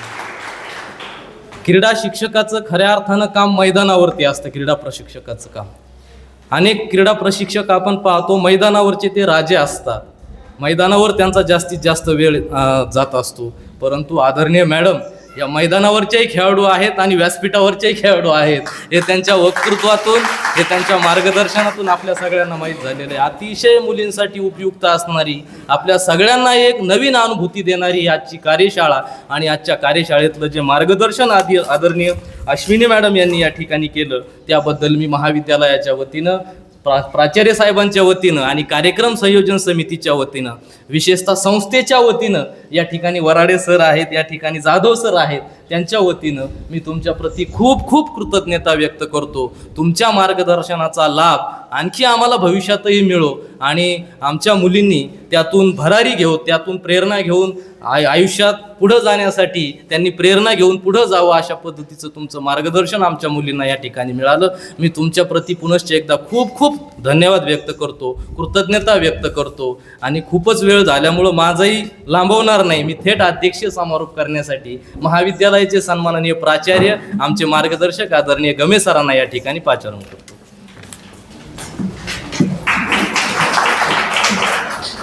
धन्यवाद सर. आज आपल्या महाविद्यालयामध्ये आपल्या आदिवासी सेवा समिती आणि महात्मा गांधी विद्या मंदिर या संस्थेच्या कोषाध्यक्षा आदरणीय सौभाग्यवती डॉक्टर स्मिताताई हिरे यांचा वाढदिवस आपण महाविद्यालयामध्ये साजरा करतो आहोत. या वाढदिवसासाठी संस्था व्यवस्थापनाने अतिशय चांगला एक उपक्रम सगळ्या महाविद्यालयांना सुचवला, विशेषतः एक 4-5 महाविद्यालयांना. तो म्हणजे आदरणीय ताईंच्या वाढदिवशी मुलींना सेल्फ डिफेन्सवरती व्याख्यान प्रत्यक्ष प्रात्यक्षिक ठेवायचं आणि त्या पद्धतीने हा कार्यक्रम आज येथे संपन्न होत आहे. प्रथमतः मी ताईंना आपल्या सर्वांच्या वतीने वाढदिवसाच्या खूप शुभेच्छा देतो. या कार्यक्रमासाठी उद्घाटक म्हणून लाभलेले आपलं अतिशय पितृतुल्य व्यक्तिमत्व, प्रसिद्ध उद्योगपती आणि मला विशेष ज्यांचं नेहमी गेल्या 25-30 वर्षापासून 27 वर्षापासून मार्गदर्शन लाभतं ते आदरणीय सुशीलभाई गुजराती साहेब हे आज इथे उपस्थित झाले. खरं तर त्यांचा एक एक मिनिट काय वेळेचा त्याची किंमत काय असते हे मला माहिती आहे, परंतु एवढा सगळा कारोबार सगळा थोडा वेळ बाजूला ठेवून कमीत कमी 2-2.25 तासापासून ते आपल्यामध्ये उपस्थित आहे. त्यांच्याविषयी मी प्रथमतःच कृतज्ञता व्यक्त करतो. या कार्यक्रमासाठी संस्थेचे प्रतिनिधी म्हणून आदरणीय Varade sir, Jadhav sir, Ghorpade sir इथे उपस्थित राहिले. त्यांच्याविषयी मी प्रथमतः कृतज्ञता व्यक्त करतो आणि त्यांना खूप धन्यवाद देतो की सर तुमच्या मार्गदर्शनाखाली कार्यक्रम अतिशय सुंदर पद्धतीने इथे पार पडतो आहे. आज सेल्फ डिफेन्सवरती अतिशय चांगलं हे ज्याला आपण स्पोर्ट कार्निवल ते अतिशय चांगल्या पद्धतीने पार पडलं. बऱ्याच वेळेला आपण एखादी गोष्ट सांगतो परंतु तिचा इम्पॅक्ट तेवढा पडत नाही. जेव्हा तुम्ही प्रात्यक्षिकामधून एखादी गोष्ट व्यक्त होता किंवा सांगता तेव्हा ते मुलींना अतिशय चांगलं लक्षात राहील असा मला विश्वास आहे. विद्यार्थी कल्याण मी आदरणीय अश्विनी देशमुख मॅडम यांना सांगू इच्छितो की मॅडम माझे अनेक विद्यार्थी स्पोर्टमध्ये आहे, विशेषतः कराटेमध्ये आहे. श्रीकांत आमचा अतिशय चांगला इथे खेळाडू आहे, माझे विद्यार्थी आहे. त्याने ग्रॅज्युएशन पोस्ट ग्रॅज्युएशन इथेच केलेलं आहे. विद्यार्थी कल्याण मंडळाच्या अंतर्गत आम्ही दरवर्षी हा कार्यक्रम निर्वाही कन्या अभियानामध्ये घेत असतो. परंतु आज आपण अतिशय चांगल्या वेगळ्या पद्धतीने आदरणीय अश्विनी देशमुख मॅडम यांनी हे सगळं प्रेझेंटेशन केलं. विद्यार्थिनींना त्यांच्यामध्ये स्वतःचं संरक्षण करण्यासाठी चांगला अवेअर निर्माण केला. त्याबद्दल मलाही खूप छान वाटलं की आज विद्यार्थिनींना सगळे धडे शिकवले जातात परंतु म्हणजे त्या अभ्यासामध्ये अतिशय चांगलं काम करतात, पण कधी स्वतःचं संरक्षण त्यांना करता आलं पाहिजे. आणि ते शाळा महाविद्यालयांमध्ये किंवा वर्कशॉप होण्याची गरज आहे, असा प्रोग्राम होण्याची गरज आहे. आज ताईंच्या वाढदिवसाच्या निमित्ताने आपल्या महाविद्यालयामध्ये हा उपक्रम पार पडतो याचा मला मनस्वी आनंद आहे. खरं तर या उपक्रमाचा एक अतिशय महत्त्वाचा भाग असा आहे की विद्यार्थिनींना कधीही दुर्दैवाने अशी काही वेळ आली तर तिला स्वतःचं संरक्षण करता आलं पाहिजे आणि त्यातून स्वतःचा एक आत्मविश्वास जो आहे तोही चांगला बिल्ट होतो. आणि एवढंच नाही तर त्यांना पुढच्या पिढीलाही घडवण्यासाठी या सगळ्या गोष्टींचा उपयोग होणार आहे. त्यामुळे मी फारसा बोलणार नाही. मी पुन्हा एकदा आदरणीय ताईंना वाढदिवसाच्या खूप शुभेच्छा देतो. सर्व प्रमुख अतिथी त्यांच्याविषयी कृतज्ञता व्यक्त करतो. आणि मुलींना एक सूचना आहे की यानंतर सगळ्या मुलींना नाश्त्याची व्यवस्था केलेली आहे त्यामुळे कोणीही ते नाश्ता घेतल्याशिवाय बाहेर पडू नये. तुम्हा सगळ्यांना खूप शुभेच्छा देऊन येथे थांबतो. धन्यवाद.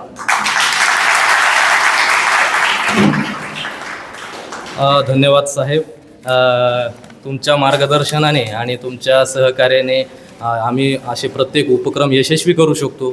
तुमचं मोलाचं सहकार्य आम्हाला सातत्यानं मिळत असतं, त्याबद्दल आम्ही संयोजन समिती तुमच्या प्रति कृतज्ञता व्यक्त करतो. यानंतर कार्यक्रमाचा औपचारिक भाग राहिलेला आहे आभारापूर्वी काही प्रातिनिधिक प्रमाणपत्र या कार्यशाळेची तुम्हाला द्यायचे. आणि दुसरी महत्त्वाची बाब, आभार झाल्यानंतर कुणी लगेचच जाऊ नका. सगळ्यांच्या अल्पोपहाराची व्यवस्था आपण या ठिकाणी केलेली आहे. अल्पोपहार घेतल्याशिवाय, नाश्ता घेतल्याशिवाय कुणीही जाऊ नये ही विनंती मी तुम्हाला सगळ्यांना करतो. या ठिकाणी सन्माननीय मान्यवरांच्या हस्ते काही प्रातिनिधिक प्रमाणपत्र आपण आता या ठिकाणी सहभागी विद्यार्थिनींना देणार आहोत. मी ज्यांची नावं घेतोय प्रातिनिधिक स्वरूपात, सगळ्यांनाच आता या ठिकाणी प्रत्येकीचं नाव घेऊन इथं पुढं बोलवणं आणि प्रमाणपत्र देणं यामध्ये खूप वेळ जाणार आहे. आम्हाला याची जाणीव आहे की तुमच्या बस असतात आणि वेळेवर तुम्ही जर बस स्टँडला नाही पोहोचल्या तर तुम्हाला घरी जाण्याचे या ठिकाणी वांदे निर्माण होऊ शकतात. त्या दृष्टिकोनातून आम्ही लवकर हा वेळ कव्हर करण्याचा प्रयत्न करतो आहोत. प्रातिनिधिक नावं मी काही वाचतोय, लगेचच त्या मुलींनी पुढे यायचंय. साक्षी राजेंद्र लबडे या विद्यार्थिनीला विनंती आहे की समोर यायचंय. सन्माननीय मान्यवरांनी तिला प्रमाणपत्र देऊन सन्मानित करायचंय. यानंतर भूमी धीरज परदेशी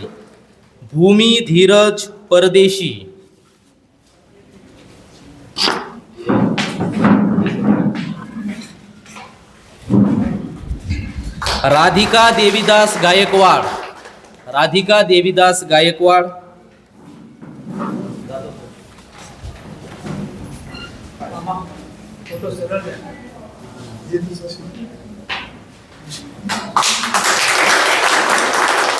राधिका बाबासाहेब गायकवाड आणि दीपाली अनिल पवार.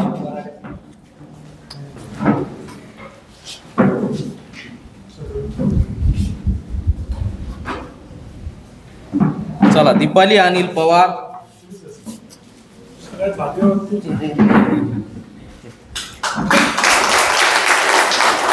यानंतर रोहिणी संदीप पाबळे, मला वाटतं कनिष्ठ विभागाच्या या विद्यार्थिनी आहेत. रोहिणी पाबळे, वृषाली रावसाहेब सोनवणे,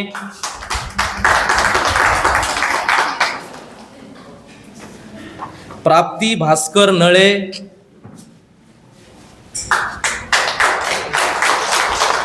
कुमारी प्राप्ती भास्कर नळे,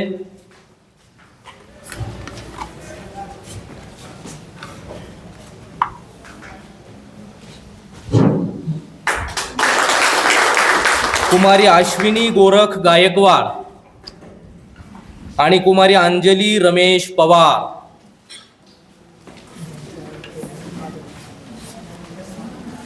अंजली रमेश पवार. आता हे प्रातिनिधिक स्वरूपातली प्रमाणपत्र आपण मान्यवरांच्या हस्ते या ठिकाणी दिलेली आहेत.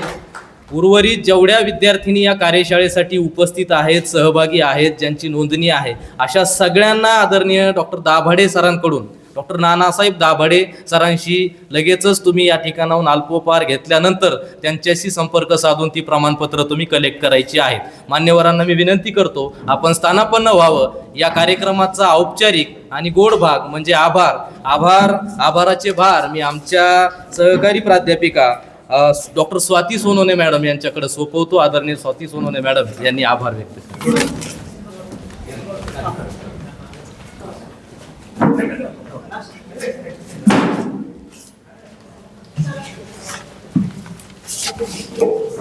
धन्यवाद सर. महात्मा गांधी विद्या मंदिर नाशिक संचलित कला व वाणिज्य विज्ञान महाविद्यालय येवला येथे आज संस्थेच्या कोषाध्यक्षा माननीय सौ डॉक्टर स्मिताताई हिरे यांच्या वाढदिवसानिमित्त सेल्फ डिफेन्स या विषयावर आपल्याला कार्यक्रमाचे नियोजन करण्यात आले होते. या कार्यक्रमासाठी प्रमुख मार्गदर्शक म्हणून लाभलेल्या सोयगाव महाविद्यालयातून आलेल्या आदरणीय प्राध्यापक अश्विनी देशमुख मॅडम यांनी प्रात्यक्षिकासह आपल्याला मार्गदर्शन केलं. आता अलीकडे आपण बघतो आहे, राजस्थानमध्ये एक घटना घडली होती. ती जर गोष्ट आपण ऐकली किंवा समोर जरी आली तरी आपल्याला सुन्न झाल्यासारखं होतं. तर अशा छोट्या छोट्या गोष्टी जर आपण सेल्फ डिफेन्स आपल्याला स्वतःला वाचवू शकलो तर त्यामधून बऱ्याच गोष्टी घडत नाही. तर या ठिकाणी मॅडम आल्यात आणि आपल्याला प्रात्यक्षिकासह मार्गदर्शन केलं. त्याबद्दल मी मॅडमचे महाविद्यालयाच्या वतीने खूप खूप मनपूर्वक आभार व्यक्त करते. तसेच या कार्यक्रमासाठी उद्घाटक म्हणून लाभलेले माननीय सुशीलभाई गुजराती यांनी आपल्या महाविद्यालयात आले आणि आपल्याला मार्गदर्शन केलं. त्याबद्दल मी त्यांचे महाविद्यालयाच्या वतीने मनपूर्वक आभार व्यक्त करते. तसेच कार्यक्रमाच्या नियोजनामध्ये ज्यांचा खूप मोठा मोलाचा वाटा आहे ते मसगा महाविद्यालयाचे जिमखाना विभाग प्रमुख डॉक्टर संतोष जाधव सर आणि मनमाड महाविद्यालयातून आलेले आदरणीय डॉक्टर सुहास वराडे सर यांचे देखील मी महाविद्यालयाच्या वतीने आभार व्यक्त करते. तसेच कार्यक्रमाचे अध्यक्ष ज्यांच्या मार्गदर्शनामध्ये, त्यांच्या प्रेरणेने आपण अनेक कार्यक्रम घेत असतो ते आपल्या महाविद्यालयाचे प्राचार्य, आजच्या कार्यक्रमाचे अध्यक्ष आदरणीय डॉक्टर भाऊसाहेब गमे सर यांचे देखील मी मनपूर्वक आभार व्यक्त करते. तसेच महाविद्यालयाचे उपप्राचार्य आदरणीय डॉक्टर RP ठाकरे सरांनी या कार्यक्रमामागची भूमिका विशद केली, त्यांचेही मी मनपूर्वक आभार व्यक्त करते. तसेच सुंदर असे सूत्रसंचालन करणारे प्राध्यापक रामप्रसाद वावड सर, भूगोल विभाग प्रमुख प्राध्यापक SR पगार सर, डॉक्टर PR दिसागस सर, कनिष्ठ विभाग प्रमुख प्राध्यापक वैभव सोनवणे सर, अतिथींचा सुंदर असा परिचय करून देणारे डॉक्टर नाईक सर, तसेच कनिष्ठ व वरिष्ठ विभागातील सर्व प्राध्यापक बंधू भगिनींचा मी मनपूर्वक आभार व्यक्त करते. आणि ज्यांच्यासाठी हा कार्यक्रम इथे आयोजित केला होता ते आमचे लाडक्या विद्यार्थिनी, त्यांचेही मी मनपूर्वक आभार व्यक्त करते. आणि ज्यांच्या परिश्रमातून हा कार्यक्रम इथे संपन्न झाला, ज्यांनी या कार्यक्रमासाठी परिश्रम घेतले ते जाधव मामा आणि सोमा मामा यांचे देखील आभार व्यक्त करते. आणि अध्यक्षांच्या परवानगीने कार्यक्रम संपन्न झाला असे जाहीर करते. धन्यवाद.